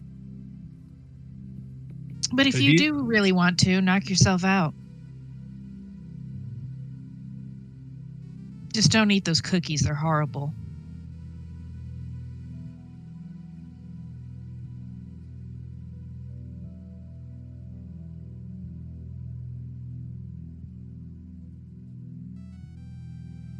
right. So I'm assuming this conversation's happening in the bullpen. Yeah. Yoko's gonna sit at her desk and she's gonna start folding an origami with shaking hands. Okay. Mhm. Do you need to take a downtime? And it says it takes a few minutes and heals 1 point of stress. Can be Okay. done once per shift. I know you pushed a few times, so if you needed to take a downtime, you may. No, she's fired up. Okay. All right. So just you guys may plan what you want to do. I figure after the last case file, you guys might have different tactics than the first time before, so I'll let you guys hash it out. Could you give us a list of the places he suggested again? Yeah, so he said the body's being processed in the crime lab, which is at LAPD. You could go to Wallace HQ and talk to Quell. And that's also where the Wallace memory bank is, or memory lab is. Excuse me. And then the last thing he said, don't forget to work your street assets. Yeah, it was just those 2 locations. 3 technically, if street assets means Hawker's Circle and places like that.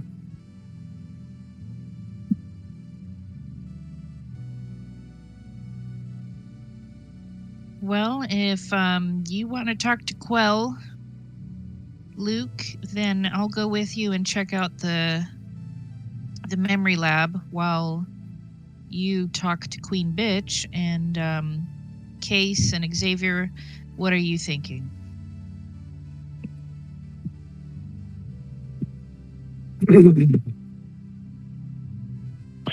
I was wondering how useful it would be to look up police records on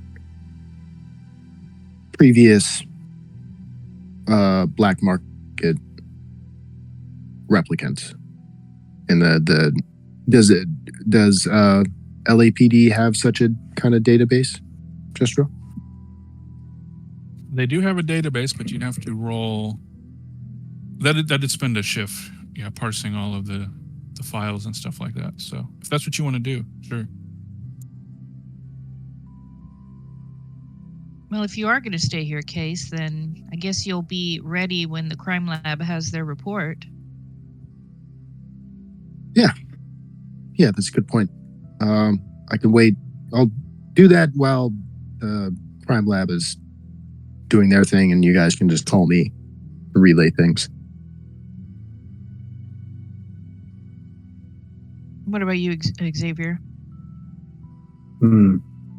I think someone needs to go out onto the street. Have a CI I can contact, see if they've heard anything about these bootleg All right. replicants. In that Excellent. case, I need to know how Xavier is getting to the streets. Yeah, I'm gonna take my I'm gonna drive. Okay. Roll connections to see if you get stuck in traffic or not.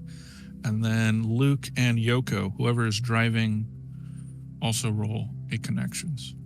Yoko would not want to drive. She's going to look at Luke expectantly. He would not. He's also would not expect to drive. He's like, so where do we pick up our chauffeur? I think you're the chauffeur. She smiles.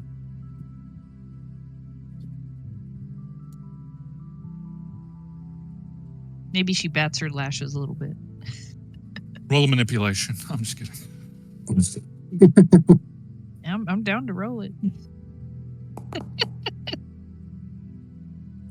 Oh. So would we be taking the quote unquote the shop, like the LAPD spinner, or would we be allowed to take our own vehicles? Well, they are issued to you. Yeah, but I mean, like, I think Luke would still like drive like his own, like his own sports car kind of thing, like Mike Lowry in Bad Boys, like he's Okay. Sure. His fancy car that he got from Crazy Legs Larry. yeah. You can call me crazy. You can call me lazy. You can call me Larry. Just don't call me a liar or whatever he says. Just don't call me if you're not serious. That's what it is. All right, let me see. We have some spinners in here. Actually, you know what? I think I'm gonna change what I'm doing, if that's cool. Sure. I am going to go to Vale's apartment, the Yukon Hotel. All right. Yeah, we'll say that. Yeah, we'll just say there's some kind of fancy. It's like that red one in the video game where McCoy said, "What does he say? That's disgusting," or something like that. On the roof. So, yeah, I'll need a connections from whoever's driving that one, and then Case. How are you getting to the Yukon Hotel? Yeah, I'm gonna go down to the garage and jump in my police issued spinner. Yeah. And I rolled the 2. So there goes my shift.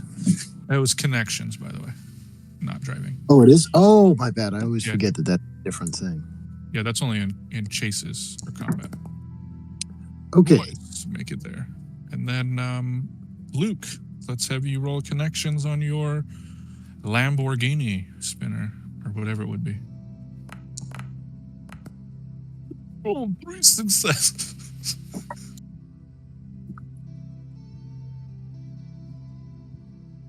When Luke Yoko- just turns to Yoko and goes, seatbelt, and then just when Yoko sees his leather seats, is it real? Looks expensive. He responds, very.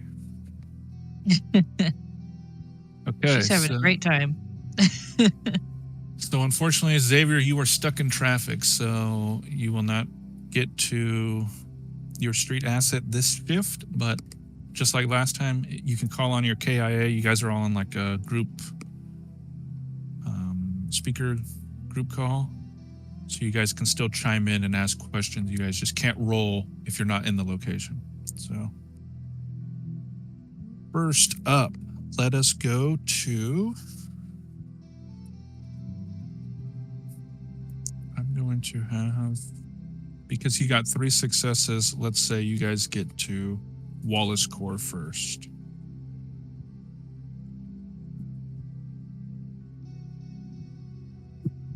Okay, is there like a front desk or something we have to go to? Yeah, one sec. Let me just pull it up.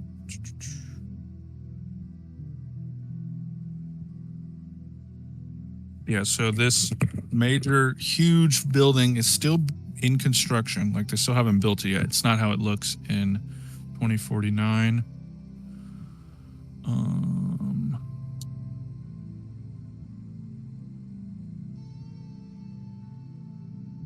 That's the...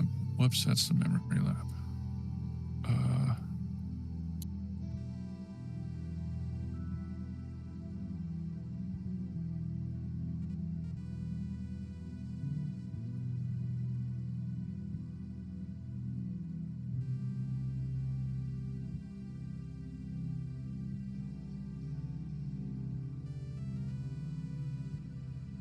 Yeah, you guys are... You land their spinner in the huge internal garage. You descend into an eerily empty interior, cast in pale golden light and shadows of water. At the front desk, you are received by a hairless file clerk who leads you to the entrance of the memory vaults, where Quell, Wallace's VP of Public Relations, receive you. So yeah, you were supposed to be in this one. Yoko sighs inwardly as she was hoping to avoid seeing Quell.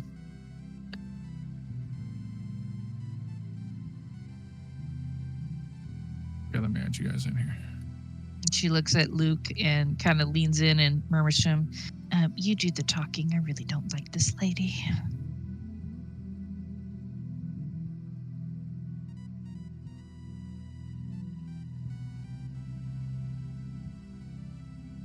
All right, so you guys should see the map. Is it displaying for you? Yeah. The Yeah. Lilith Memory Lab. Yeah. Does it actually show? Yeah. Just making sure, because it's just a black screen on mine. So, welcome, detectives. Let me give you Quell's mugshot.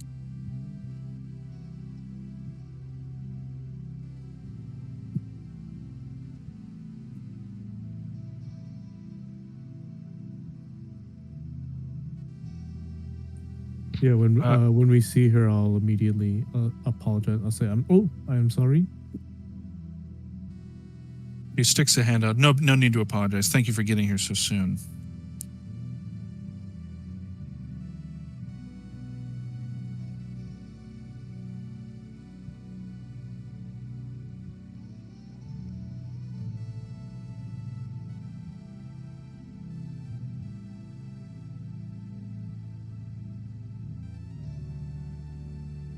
Yeah, so she thanks you. She kind of gives Yoko a side eye, but still puts a hand out and shakes her as professionally as she can. She shakes her hand. She doesn't say much. Well, please come in. Did you ID the suspect who we detained just a few hours ago?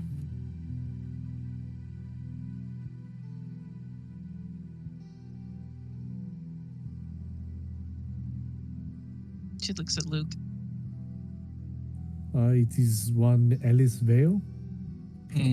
Yes, that's the name he was going under, but he displayed unnatural physical strength, which doesn't match his medical history, which we have on file. But I'm sure you already knew that.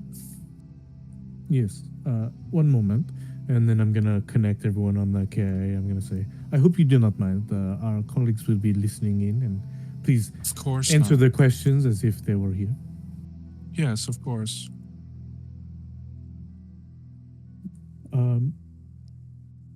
And I'm gonna ask, I guess just to cover Luke's to dot his I's and cross his T's or whatever. Like this is his first time meeting Quell, so he'll just go through the basics of like, oh, who are you?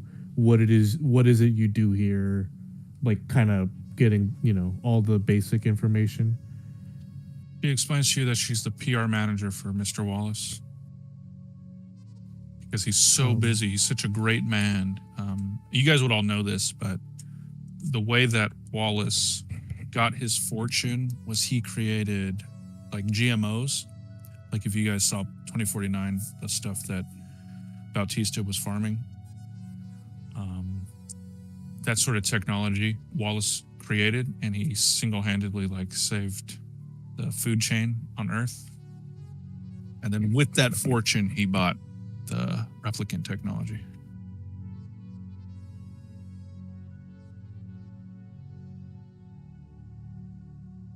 Yeah, and then kind of after getting that information, I kind of want to ask her. So, do you know to do any background checks here at the Wallace Corp before hiring your employees? Yes, of course we do.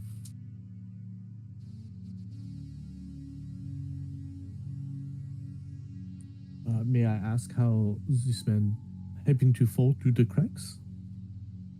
Define fall through the cracks, because the Ellis Vale we hired and who is on our payroll was an unremarkable human being. Other than his flawless work record, the only thing of note was his... Yes, the only thing of note was his diagnosis of muscular dystrophy. yes, he was unfit for off-world duty. Although he made multiple applications, he would send in an application every year, hoping that his employment here at Wallace Corporation would garner him good favor with the off-world colonists, but sadly it did not. Although he did devote himself quite selflessly to his work here. We had no reason to suspect him of foul doing.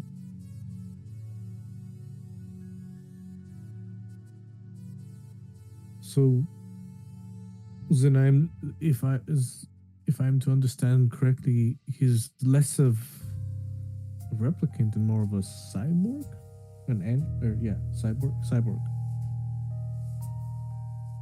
I'm not following.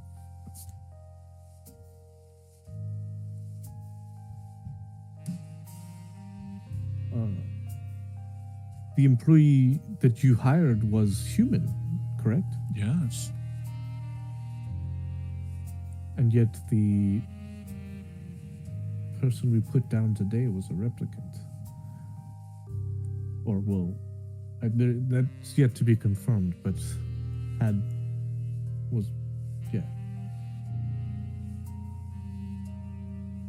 Yes, it's very peculiar.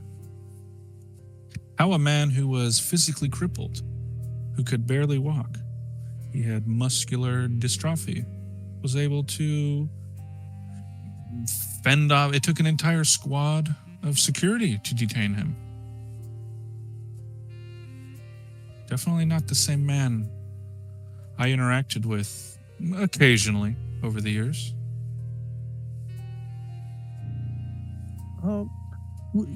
Humor me, if you will.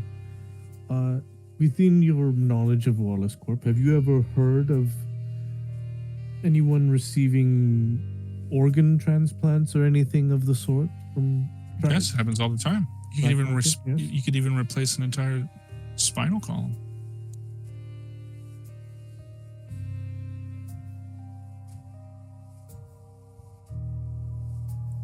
I see.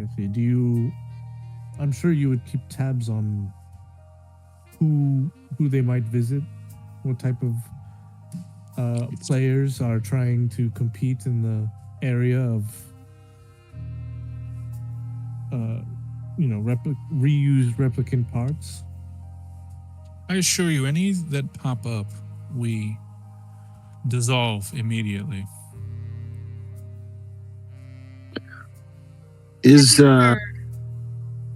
I'm sorry, go ahead. Have you ever heard of a human having organ or body part transplants from a replicant? From a replicant? No.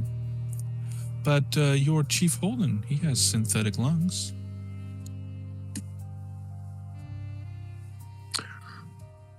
This procedure that we're all discussing here, is it something that Vale could have afforded on his salary? A complete restoration of his muscles and circulatory system? Highly unlikely. Just had to ask. Oh, I understand. Not without owing something in return. Does he work alone, or does he work with a team on Yes, these? he was a service technician. There was dozens of them. May we speak to some of these coworkers of his? Yes, if you come back at a later time, we've given people the day off on account of the bad publicity, but yes, you can come back. And do you have medical records for Mr. Vale attesting to Yes, his it was physical already condition? sent to LAPD, if I'm not mistaken, along with his fingerprints and his last known address. Oh, that would just be like the thing that says muscular dystrophy, unfit for off-world duty, multiple applications made. Yeah. When was the last time that he submitted an application? You said he did it every year, but is it same time every year? Well, the off-world trips are not at the same time, so it was the last one, about 7 months ago.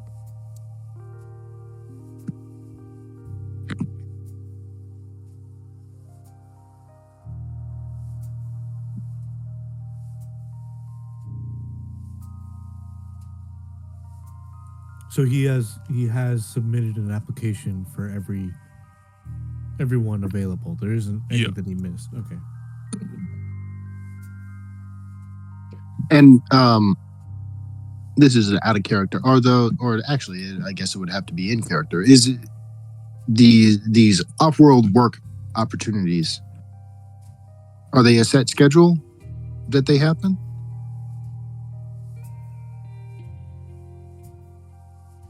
Or is it sporadic in nature? I'm gonna say it's sporadic.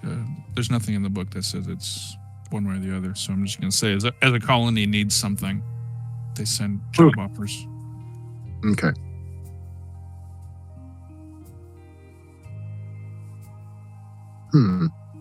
Do you have the next mission already? Do you have the next launch already scheduled yet, or is that something that hasn't popped up yet as a necessity?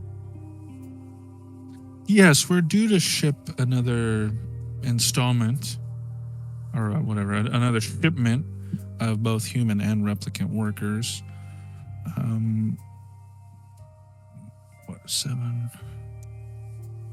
5 months from now.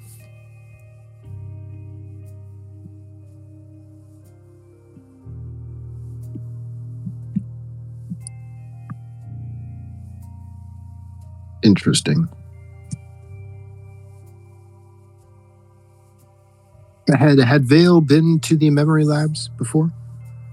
He has no I mean, in have a current task. I'm checking his work tasking here. He has no jobs for that for the last 3 weeks, so he had no business being there. so it is a location that he had been to before. Yes, he- he had security clearance to get there, and that's how he entered it. If not for the guards who confronted him, who knows what he would have gotten away with. So is it, just for clarity's sake, he was a technician at the memory labs specifically, or did he visit many other sites?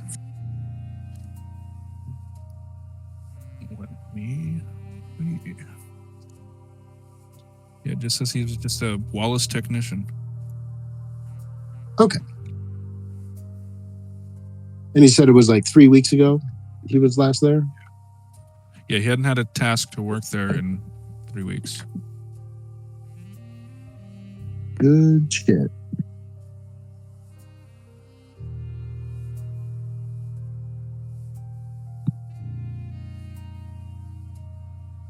Interesting.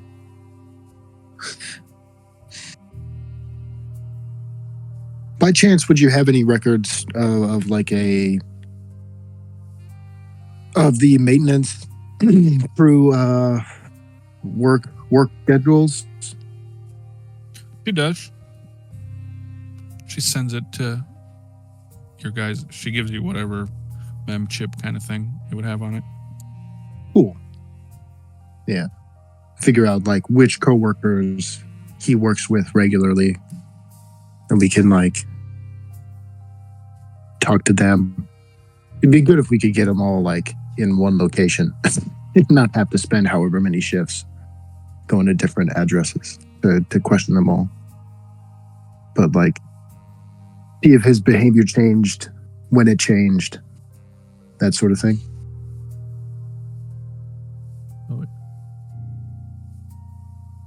Nice. Anything else, you guys? Xavier, you got anything?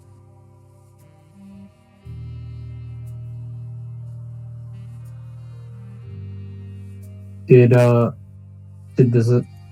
suspect ever frequent any establishments?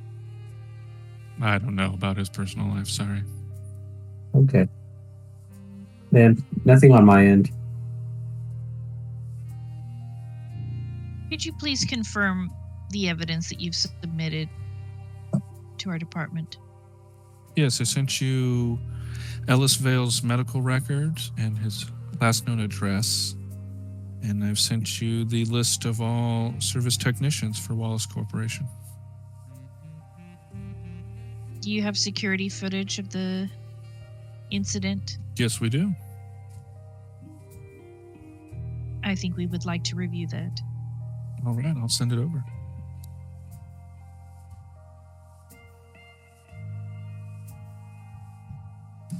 As well as any other employee records he may have had here. Performance reports, that sort of thing. Yes. Can you also give us any other a list of any other employees who've been frequently denied to go off world that he might have worked with? You'll have to parse. I'm sending you all of the service technician. You want me to send you all of our employee list?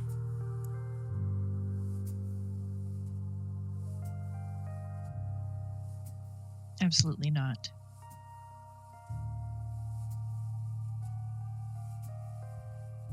That would be too much to go through, don't you think? She looks at This is the mega corporation. Like you mixed Walmart and McDonald's and Amazon and Google. What, guys? It's only 300 million employees. Could we take a look around the vaults where the incident took place? You will need to roll manipulation for that.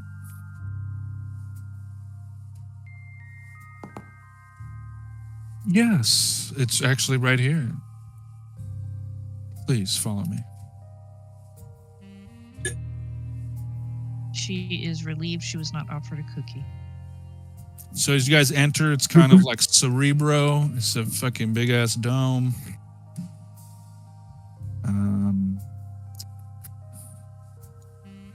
Yes, the guards detained Vale here, and they found a memory sphere drive on him, clearly stolen from our memory vault. And she showed you, she kind of, there's like these huge filing cabinets, they're like made out of wood, and she like presses on one, and like a little drawer comes out, and it's like a clear glass ball. She like takes out a cloth glove, like a magician's glove, grabs it, and she presents it to you as she doesn't actually hand it over, but she's like showing it to you in her hand. Yeah, the security guards found one of these in Vale's possession, clearly stolen from the memory vault. And there's a memory on that? Her memory on all of these, of course. Have you already reviewed the memory that he attempted to steal? I did. Can you show it to us? Another manipulation. This one she can resist. Hello. Hi.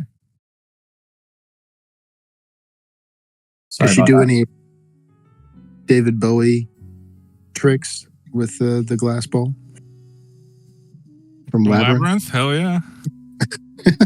Doing that one where it's like it looks like it's staying this, still, but her hands moving back and forth. Perfect. Yes, of course. He like puts it on this machine that starts like playing. I mean, you guys have all seen 2049. It's that machine that played the audio from the first movie. So this contains an old audio recording from 2019. This is before the blackout. In it, the Blade Runner Rick Deckard performs a Voight-Kampff test on a replicant named Rachel at the Tyrell Corporation HQ.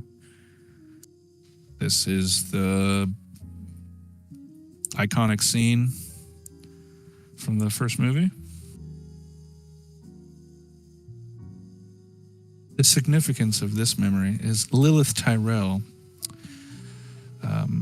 Mr. Tyrell's niece, wanted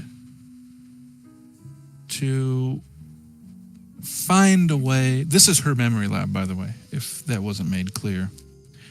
She wanted to find a way to make the memories more what's the word? Practical, more efficient for the replicants. We never want another Nexus 8 fiasco again. So it was her goal to keep all of these memories preserved. The significance of this one, I don't know. But this was this memory sphere found on Vale when they detained him. Then she takes the memory sphere and puts it back in the filing cabinet and closes the drawer.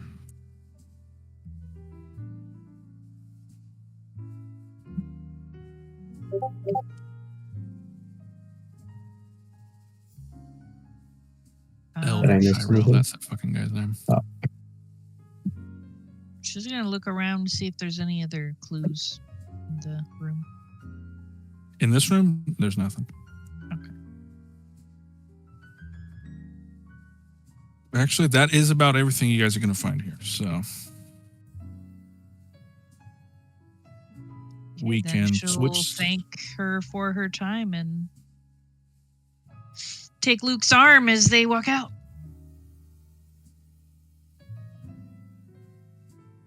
All right, we're going to switch to Case.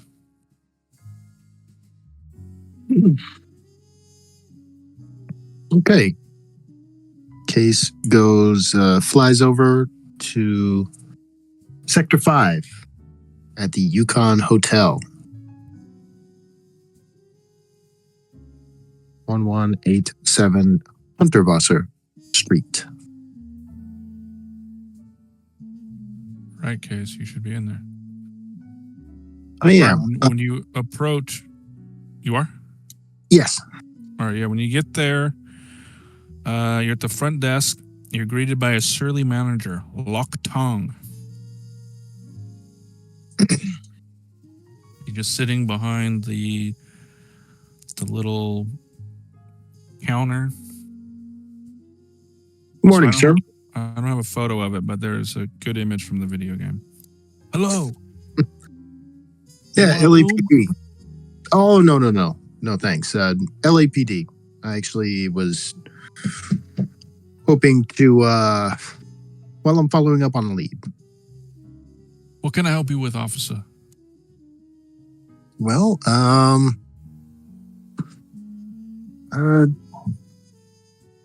somebody who's landed himself into some trouble has his last listed address as this place.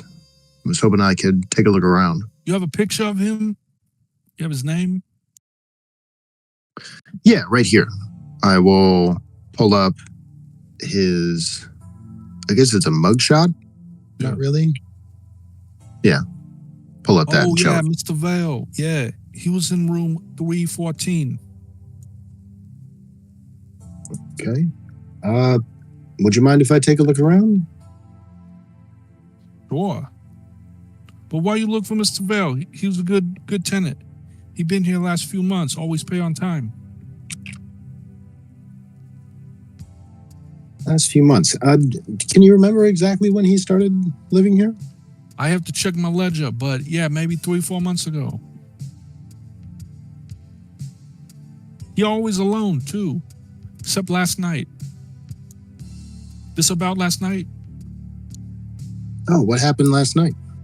A group of 5 or 6 people came and visit him. Do you notice anything strange about these people? I didn't get a good look at him, but there was a dark-haired woman. She's pretty old. Well, young to me, probably old to you. Probably in her late 40s. She was the only one who was talking. Yeah, one thing in particular. She had a bird on her arm. Very big bird. Just perched on her arm. Really? Yes. Huh. What kind of bird? If you had to Oh. guess. Sorry, I don't know. It's just a bird to me. It's artificial. You know, those things, they went extinct a long time ago. Yeah. Well, they're all birds to me too. Just thought I'd ask. But yeah, she come in, she talked to me, but then I hear some shouting coming from Vale's room later. Then one Oh, was person she- left. Yeah, Was she also in the in the room at the time of the shouting, or was she out here talking? All 5 or 6 of them, they go in. They stay there for a while. Then I hear shouting, and then one person leave. One person. Did you recognize who left? I didn't get a good look. Sorry. That's okay. By the chance, I mean, you've already helped me out so much. Is there any kind of security cameras around here? No, we don't keep security. Well, no, I take that back. We don't have security inside for privacy, but outside we have security. Sure, I can get you security of footage from outside. That would be great. Anything in the lobby? See who's coming and going, and maybe down the hall or something. Yeah. Also, you can roll an insight.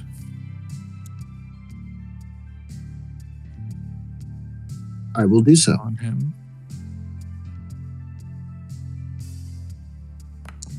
I'm also on speaker the whole time, I guess. Yeah, no. That seems legit to you. Okay. I don't want to push anymore. Okay. Well, all right. Here, here's the key to room 314. Yeah, I'll be here. Okay. Does anything look weird from the outside, or is it just a regular door in a hallway? Oh, it looks. Easily, can you find an image of that from the game? Yukon. Sure. But no signs of like somebody kicking the door or anything like that? Nah. Okay.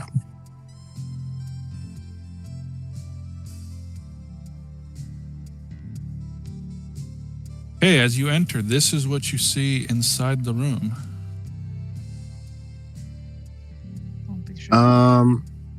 What? Great. Yeah, I'm gonna snap a photo at the entryway. I'm going to call. You're already on speakerphone. Well, I'm already on speakerphone. I'm gonna say, hey, I got a dead body here. I'm gonna call dispatch, see if they can cordon off this apartment. The Digi Lola's like, sure thing. Sending over a dispatch right away.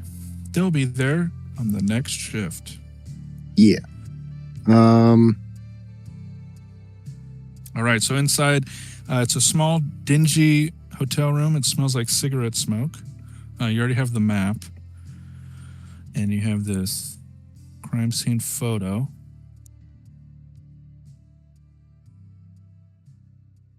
Okay, so yeah, if you want to use that photo to try and find clues, this is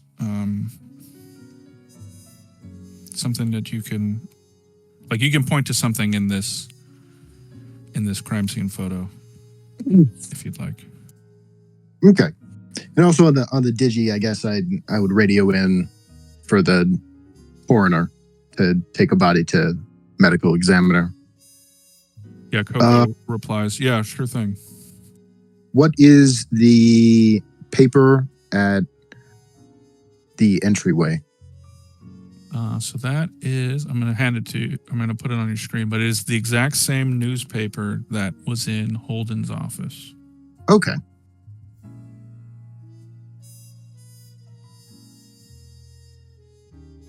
The Independent Sentinel. Okay.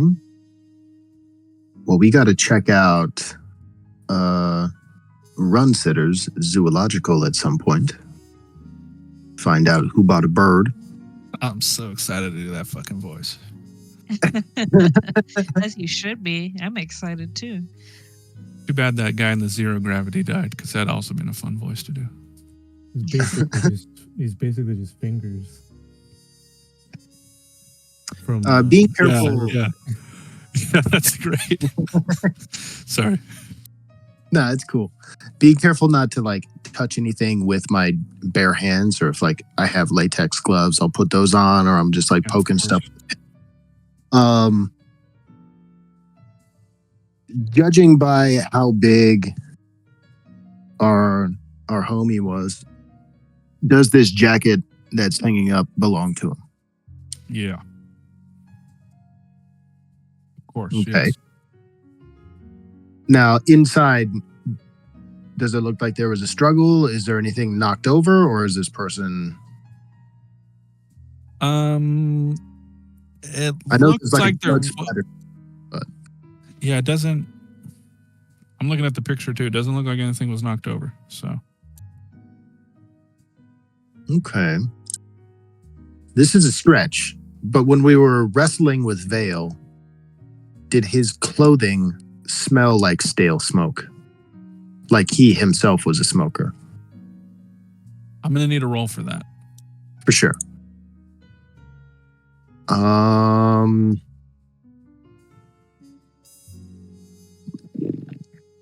it's not I'm gonna observation. I'm not there.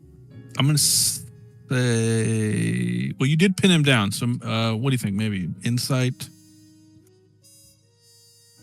Could just be a straight intelligence.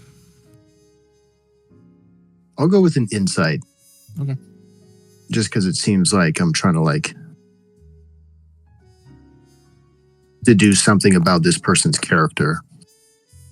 Yeah, as far as you remember, you weren't really focused on that, but there were other people on your group call who were close to him. Mm-hmm. Does anybody remember smelling smoke on Vale? Like he was a smoker, like it's in his clothes? This room stinks. Well, it smells like smoke. Is there an ashtray around in the room? Yeah. What brand? If I whatever could, whatever the equivalent of like Inigo, what were those like really like filterless? American Spirits. No. Lucky Strikes. Yeah, something like that. Like really cheap. Like even smokers think they taste like ashtrays. Mm-hmm. Pyramids. Like pyramids or Marble Reds. Okay. Yeah, if anybody on the speakerphone who was close to Vale wants to make an insight to try and remember if he smelled like cigarettes or not, you may. Yeah, with gloves or tweezers or whatever, I'm going to pick up one of those cigarette butts, put it in a little evidence baggie. Would Xavier have? Yeah, Xavier, you were close. Yeah, remember he, you guys had a little scuffle at the exit. But you, maybe because you're a smoker yourself, you don't really notice it on other people. What are you talking about? Everybody smells like smoke.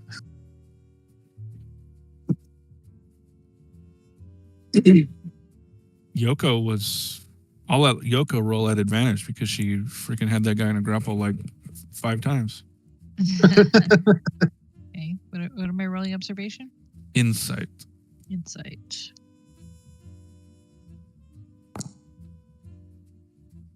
No, Well, shit. can't remember. It's not coming up for anybody. That's all right. I'm going to take a look at these. Luke remembers. No, he did not smell like cigarettes at all. I was going to observe these blood splatters around and see if it looked like somebody was fighting or if they were like stabbed and then just squirted blood all over the room. I will need a medical aid roll for that. Okay. Okay, yeah, that's one success. It does not look like there was a struggle. I mean, it does look like there was a struggle, but not like because there were no furniture knocked over or anything like that. It looks like this was not a fight, but more like an execution. Okay. And is that the murder weapon that's like right next to the TV? I can't really paint that is image. not. Something else that your one eyeball got you was cause of death is massive blood loss due to obvious head trauma. The victim's Oh. eyes seem to have been pressed into his head with great force. Okay, cool.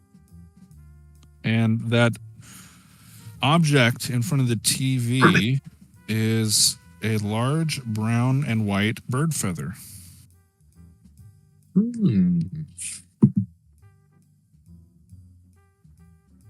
I am going to baggy the bird feather. Okay. And then the other medical aid stuff, since you're the only person here, I'll just say that you got them all. You can establish that the time of death was the night shift before you guys encountered Vale. So if you guys got him on shift 1, this would have been shift 3 of the previous night. So it'd have been like maybe like 12 hours ago. Yeah. Okay. And also, this body is identical to Ellis Vale, except he is much, much skinnier. He is very, very Identical. thin. Yeah, he has very thin arms and legs. Like sickly thin. Would would a layman perhaps insinuate that he has muscular dystrophy? I think if you looked at a medical record that put that idea in your head, yes. Okay. I'm gonna tell the others, like, yeah, looking at this guy, I think this is the real Vale. I think we took out a replicant, a clone or something. Fascinating. Say, Case, I noticed there's some kind of pamphlet on the table. Did you already look at that? Let's see what this is. Wallace Gonna take pamphlet? This Wallace thing. I'm assuming it was a big ass security card, but that may not be the case. There's no connection to the Institute. You just see a little leaflet here. It says Wallace Corporation. The stars are hidden behind the life we create. Is it something that you could get in a visitor lobby, like a touristy thing? Or is it like a workplace? Oh.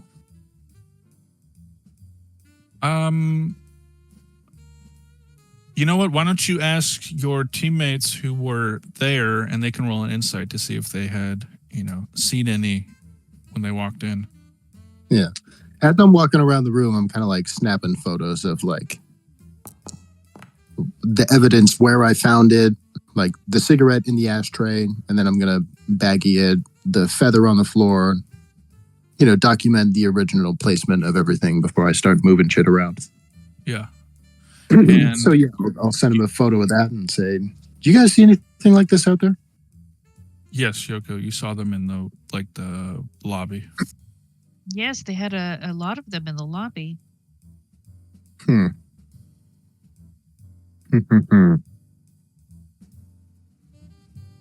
Well, I think I'm gonna check the bathroom.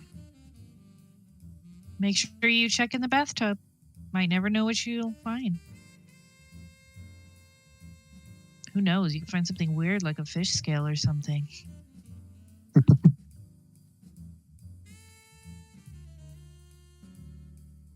Yeah. Do I need to?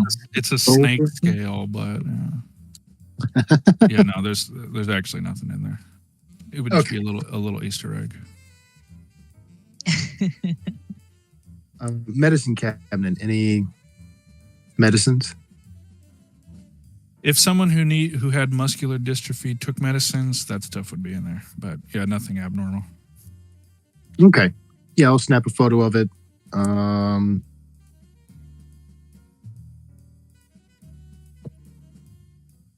Dead 12 hours.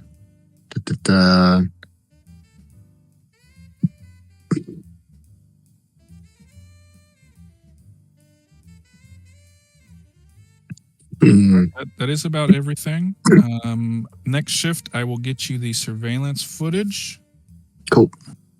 But yeah, we're gonna go into shift 3. I'm gonna let Xavier do his, because he failed his connections. He's now made it, and then that's probably where we'll end it. But I do want to get, if Case moves locations, I'll get your connections roll, and then if Luke and Yoko want to leave on their connections roll. I guess we'd have to think about where we go next, but let's see what. Well, I guess do we have to do it now, or is there? Yeah, because we're going into shift 3. So, yes, please. Where's Case planning to go after the hotel? Animoid Row. Okay, you're not going to go to Rent Sitters. Wait, so Yeah, That's he is on. he is an Animoid Row. our, Oh, he is. our things don't take place during the same shift? Yeah, they do. Oh, okay. Xavier I'm was just- stuck in traffic for. He was Oh, okay. all shift 2. He was stuck in Yeah. stuck in traffic. And since we're ending soon, I'm just gonna start shift 3 with him, and then we'll call it and continue shift 3 next time we play. It's my connections to get to Animoid. Yeah. Investigate that bird. Before we leave, because I don't know how the timeline is working with like us being on each other's group calls, but I did want to see if I could ask Quell if he seemed like he knew where he was going, or if Yes. he like had to like look at a directory. No, he knew. Okay. What do you think, Inigo? Where should our peeps go?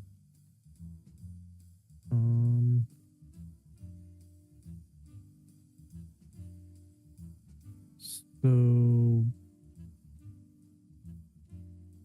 I guess there's run sitters, and then there's also, we got to figure out where the like likely chop shop is, I guess, or whatever. Yeah, I don't know, because now it's like a case of being targeted for his clearance, kind of.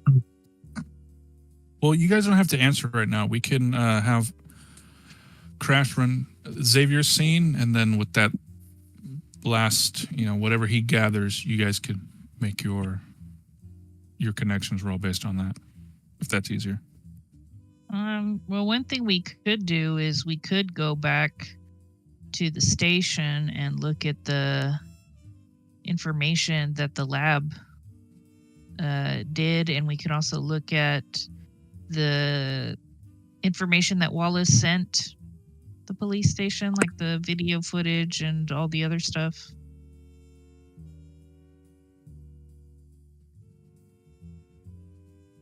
Yeah, that's probably. Okay, I'm gonna write. Do you want to do that?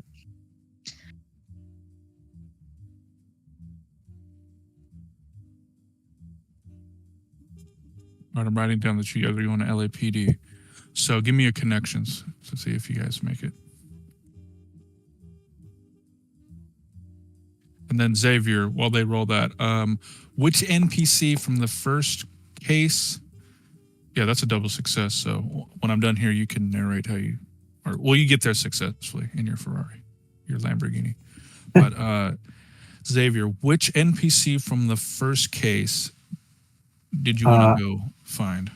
So I don't remember their name, but it was one of the. I'm pretty sure it was a guy who we assuming they're still around, but they were pretty sure they were at Nexus 7, and I'm pretty sure, I don't know, they were. I was like trying not to like report them. Yeah. We talk about Styles? Yeah, Styles. I think. Did he leave? Is he off world? He was in custody last time we talked to him. It's been a couple months. I'm assuming he's been retired. But I guess unless Jethro. That is a safe assumption. Yes. Yeah, there were some loose threads, because I also, when we saw the article about Tyrell, I thought about the secretary, who we found very suspicious, but like, and they're saying there's no murderer ever caught or whatever, or no even suspects. And I'm like, we suspected the hell out of that guy out of being an accomplice. So, and then I'm pretty sure we know who murdered her as well. Solid cover up. Yeah, my only other thought was Bullet Bob. See if he's heard of anybody coming through. Anybody with a bird buying up some iron. But Well, we have to base it off. Well, I guess he was stuck in traffic, so it's fine. Never mind. I was going to say Xavier set out before he knew that, so. Yeah. But yeah, I take it back. Yeah, any NPC merchants or anybody you want to talk to? I guess Bullet Bob would be the most logical thing. just a thought. You don't have to. I'm just thinking out loud. No, I think that's good. I mean, he's probably involved with some shady people, shady beings. Because I really just want to kind of like poke and prod and ask if, they've noticed someone with like some new augmentations, something that's really like out of the ordinary that lines up.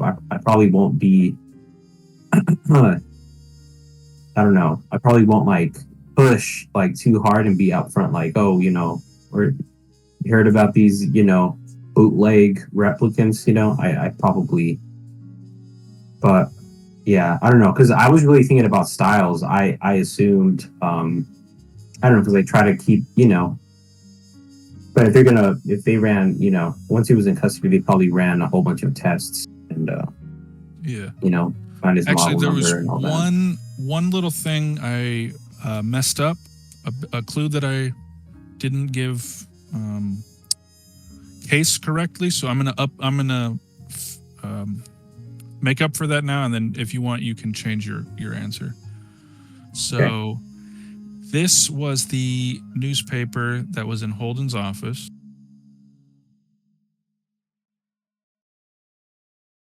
And then this is the newspaper found in hotel room 314.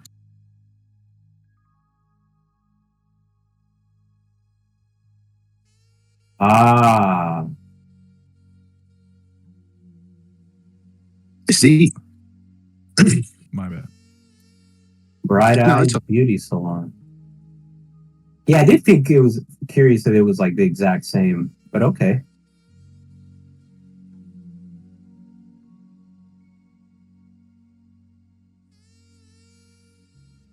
Yeah, so I'm going to the beauty salon. Okay. Yeah, I care about my appearance. Really? Got to get threaded. Yeah, exactly. So Bright Eyes. I guess I'll ask. Like, what is that? I don't know. Yeah, we'll see. We'll see. What exactly does a beauty salon like this? Like, but what kind of services do they offer? Okay.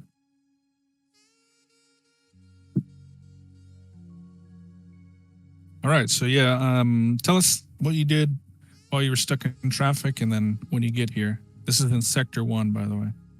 So while I was stuck in traffic, I listened into all of the conversations that everyone else on the team had.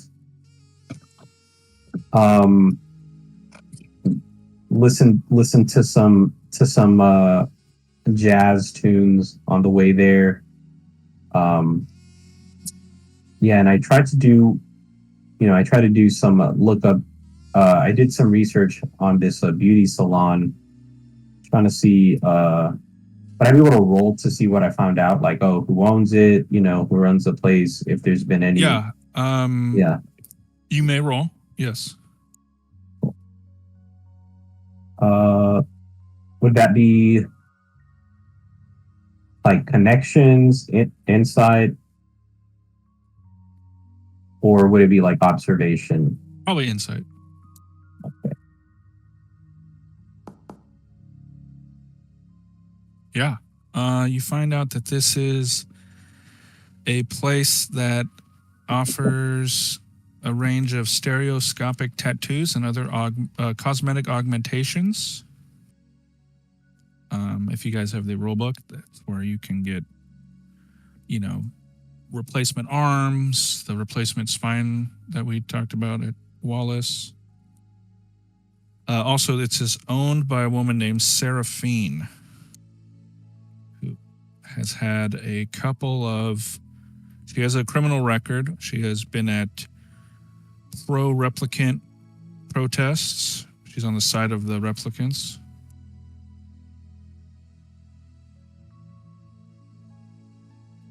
Other than that, yeah, this just seems like a pretty ordinary cosmetic augmentation salon. Okay. Cool. So I keep all of that in mind. I do think my plan is going to be to ask about their some of their services as far as replacement spines and stuff. That sounds like something. Sounds like something our friend would have been into, given the medical history. I swear, moving through doors is always like. I put you on the wrong side. Sorry. Oh, okay. Oh, so that's the exit. Yeah, my bad. Or at least like the bedroom or something.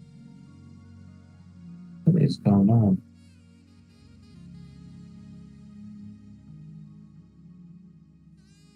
Sorry, guys. Having some technical. All right. Should just be able to click on it. All right, as you enter, you do see a woman here. I'll put her mugshot.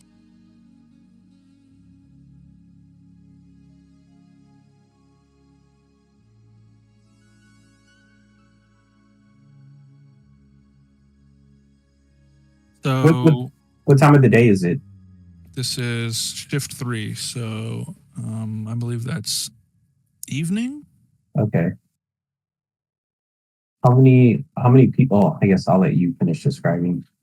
Yeah, so several butterflies with colorful psychedelic patterns on their wings flutter about the crowded little shop. Beyond that, you do see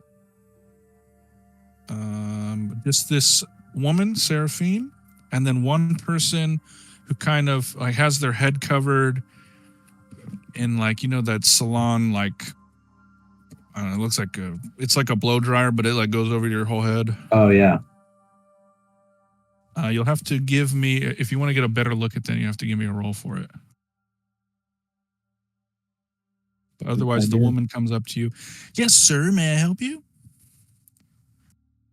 Hi. Yeah. I'm. Good evening. I'm just browsing. I've been thinking about getting a tattoo, or I don't know, maybe even a little augmentation. Yes. What kind of augmentation are you looking at? And then she looks down below the belt. Oh, not that kind of augmentation. I think I'm well taken care of there. But Sure. my other leg, my regular leg is not. It's not quite what it used to be. Oh yeah, of course we can fix it up for you, no problem. Yeah. So, what kind of augmentations do you offer here? Really? Anything you want. So, you do leg replacements? Yes, we arm can alter your replace. appearance. We can give you a biometric reader. We can give you an ocular implant, which allows you to see in the dark. You can get a cochlear implant, which lets you hear better. If you are in really bad shape, we can give you a replacement limb. If you want a prosthetic arm or leg, we can give you those. Huh. If you want synaptic implants, which is like a new spinal column, we can give you that as well. Wow, even a new spine. Is that common? Well, I'll tell you this, dear. It costs more than wow. most people make in a couple years. So, Yeah, I believe that.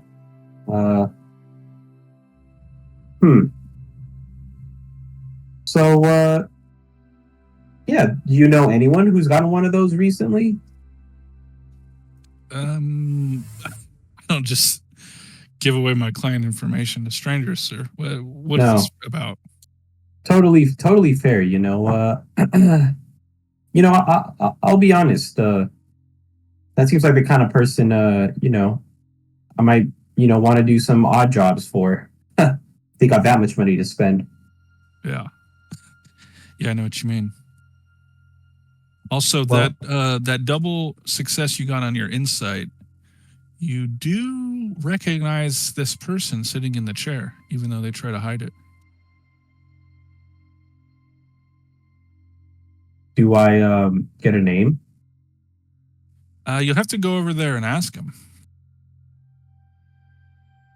Okay, so sorry, just a sec. I think I recognize one of your patrons.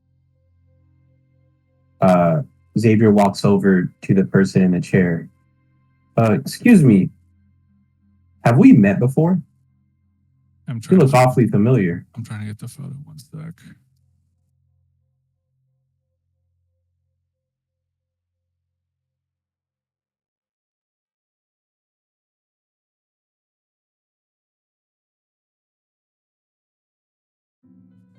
So yeah, right as it clicks in your head where you've seen this person before, I do need you to make a mobility because they are going to try to make a run for it. Okay, so that's one success and one fail, so you cancel them out. Let's see what they have.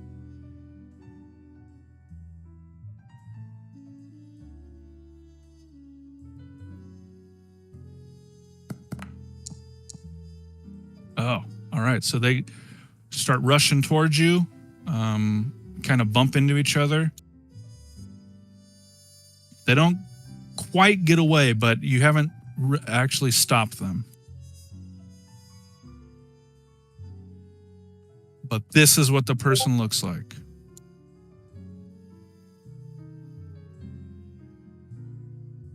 No way. Where? I can try rolling one more time.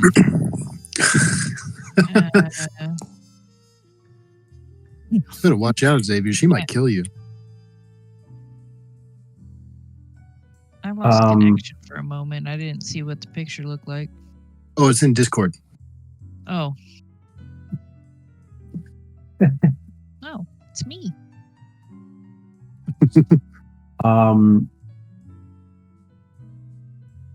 Damn.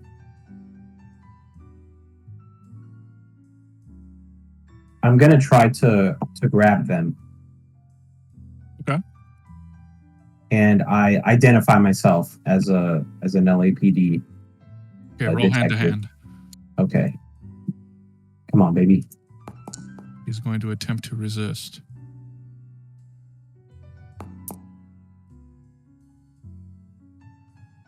Yeah, all right. You grab her. Just let me go. Well, that's awfully suspicious behavior. I can't do that. You tried to evade me even after I identified myself.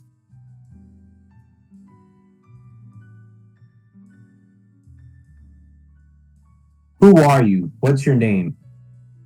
I'm not giving you my name. Just let me go. Forget you saw me.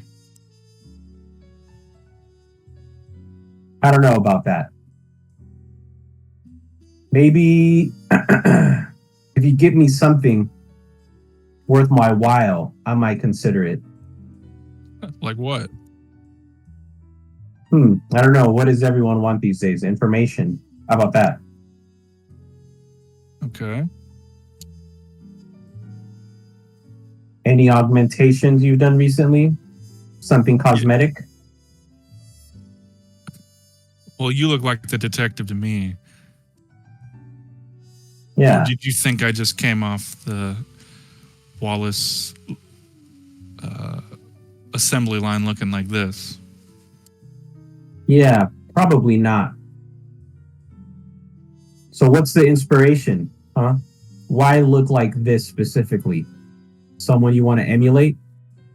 I'll let you put those clues together, detective. You're not really giving me much to work with. Just let me go, and then she's going to try breaking out of your grapple and Okay. run away. What I It's so I assume hand-to-hand again. Yeah. okay. Sorry, I got logged out. But she failed, so you don't have to. Okay. Damn, why the fuck did that happen? Am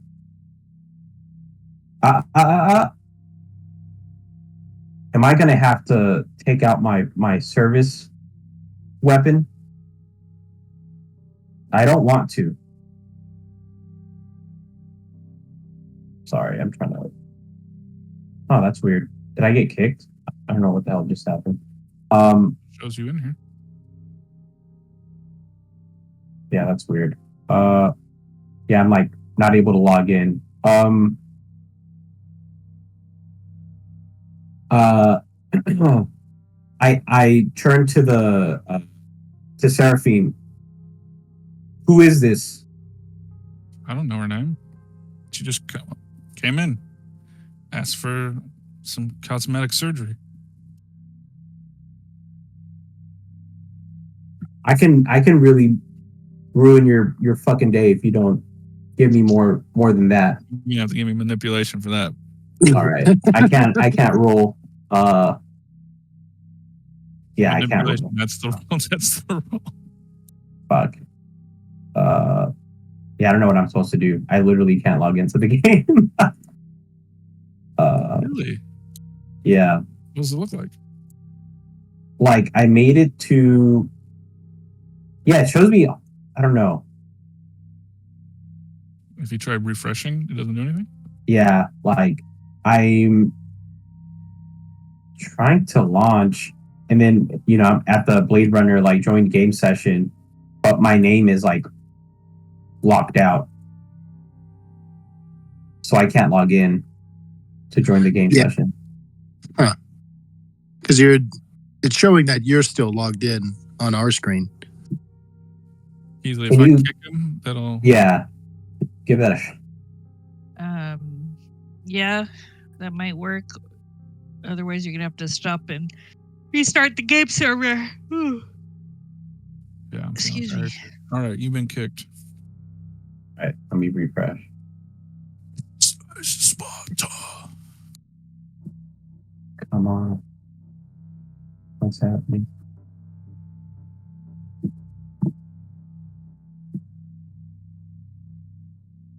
I still see that I'm in like the party chat. Oh.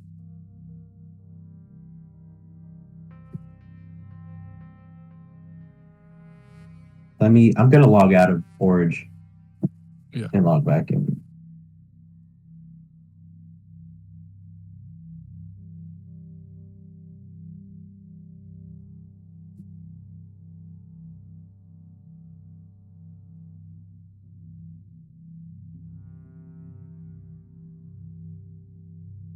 Yeah, it's still not letting me. I only see Blue Octopus 11 as like the available. Right now, try refreshing.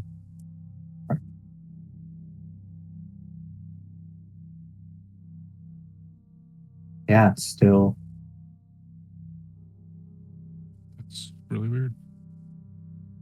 Yeah, I can share my screen. I'm really like.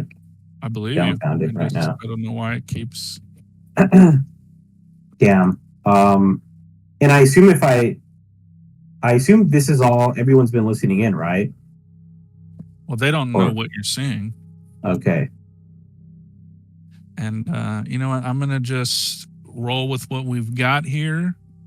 Because you can't make a roll, I'm gonna say that she's gonna slip by you.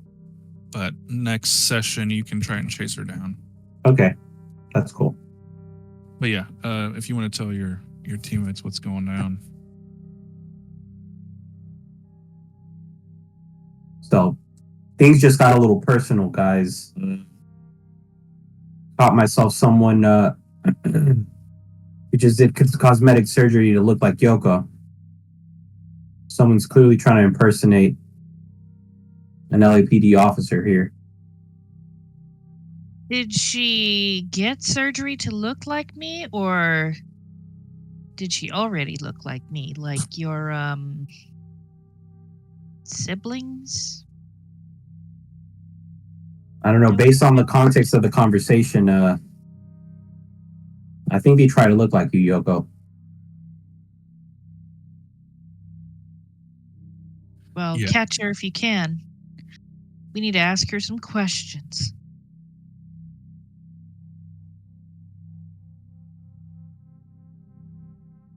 Trying. It really is. We can't all get to my plaster. All right, so that is where we will end it. Like I said, next session we play, we'll probably start with everybody else, and then when Crash logs on, we can do this chase scene. Cool. It'll be a foot chase through Sector 1, but yeah. All right, everybody. This is the new case file, Fiery Angels. So I hope you guys like this one as much, if not more, than the first one. Well, so far, it's a very intriguing premise. You're just saying that because you like all of the nods to the video game. I do, but I also really like the idea of bootleg replicants. That's kind of crazy. Yeah, pretty well. Yeah, some scary shit. Well, cool. All right, thanks, everybody. Thanks for your time. Yeah, next week we'll switch back to Dolmenwood. Hopefully there's no more problems with Tailspire. Actually, if you guys can send me, I contacted one of the devs. If you guys can send me your player logs, then he can figure out whose machine it was that broke our server. Because when I sent him my player logs, he said everything looked fine. Okay. Oh, let's do promotion points before I forget. Oh, yeah. I was also going to say, if you want to try to do like a Tailspire test run on Sunday, like see if I can sign on and run around. Yeah. I'm down. Yeah, I'm not entirely sure what it was because we were in that first map for like 40 minutes and then nothing happened. I don't feel like it was us. Like I feel like it was very like their side because we've run Tailspire so many times just fine. And there was just this one time. How dare he insinuate that our PCs are malfunctioning? Yeah, he was like, it might be your Wi-Fi connection. I was thinking, but I was using less Wi-Fi here last Monday than I did typical Monday.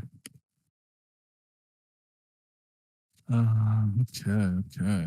Promotion points.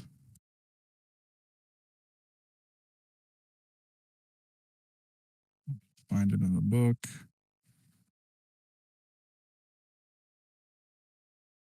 Right. Found one or more clues that led to real progress in the investigation.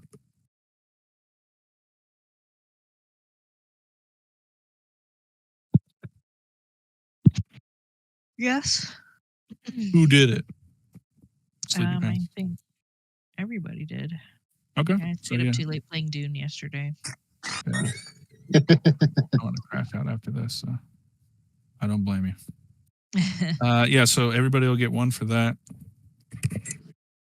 Revealed one or more fugitive Nexus 8 replicants and reported them to the RDU.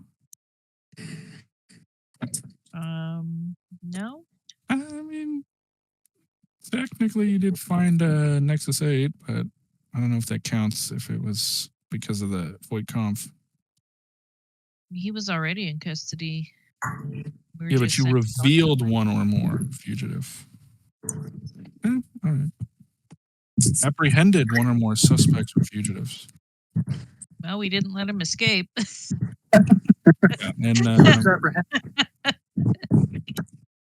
And I guess technically speaking, because Crash passed all of his hand-to-hand, I'll give him that one. But It still broke into a chasing, but yeah, he did kind of apprehend Yoko too. Hey, Yoko too. So Paused her. get So a that's point for 2. that one? Yeah, you get 2. Stopped one or more serious crimes from being committed. Uploaded at least one piece of important evidence to LAPD mainframe. I don't think we've uploaded yeah. anything yet. Could have swore. I assume Case, Chase. did you not? Yeah. Yeah, I mean, I was snapping photos and all of that stuff to upload, I guess. Yeah. Okay. Oh, okay. Saved the life of another LAPD officer or performed some other heroic action.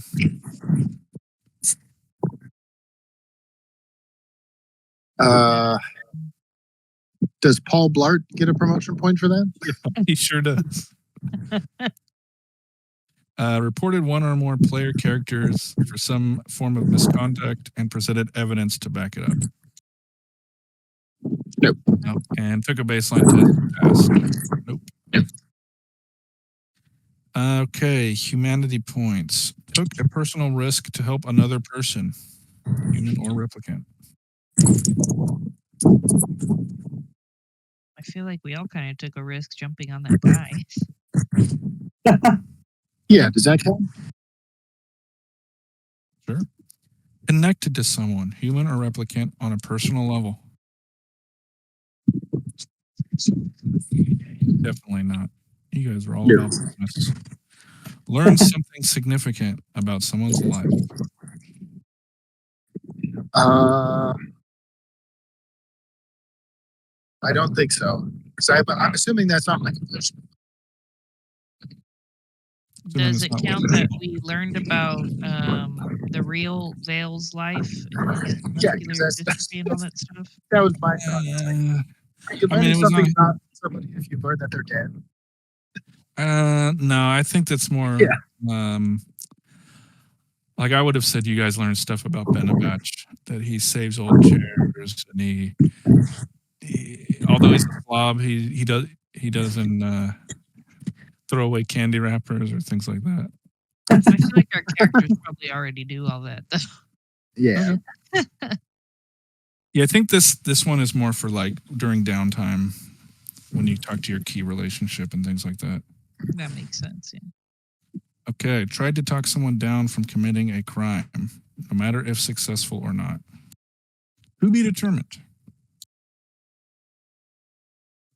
Xavier might get one for that. So put a pin on that one. Learn something that made them view the world differently. Did you guys know about bootleg replicants before this? No. Your characters. No, I think Yoko is very deeply, profoundly disturbed by that. Okay. So I'll give you one for that. Refuse to upload a piece of evidence to LAPD mainframe in order to protect someone. No. Refuse to follow orders because the character felt they were wrong. Nope. Use their key memory or interacted with it in some way. Nope. Interacted with their key relationship. Nope. Played one or more scenes of downtime. Nope. Failed a baseline test. Nope. All right. So you guys got 3 promotion points and 2 humanity points. How many promotion points again? Tres. Y 2 muchacho points.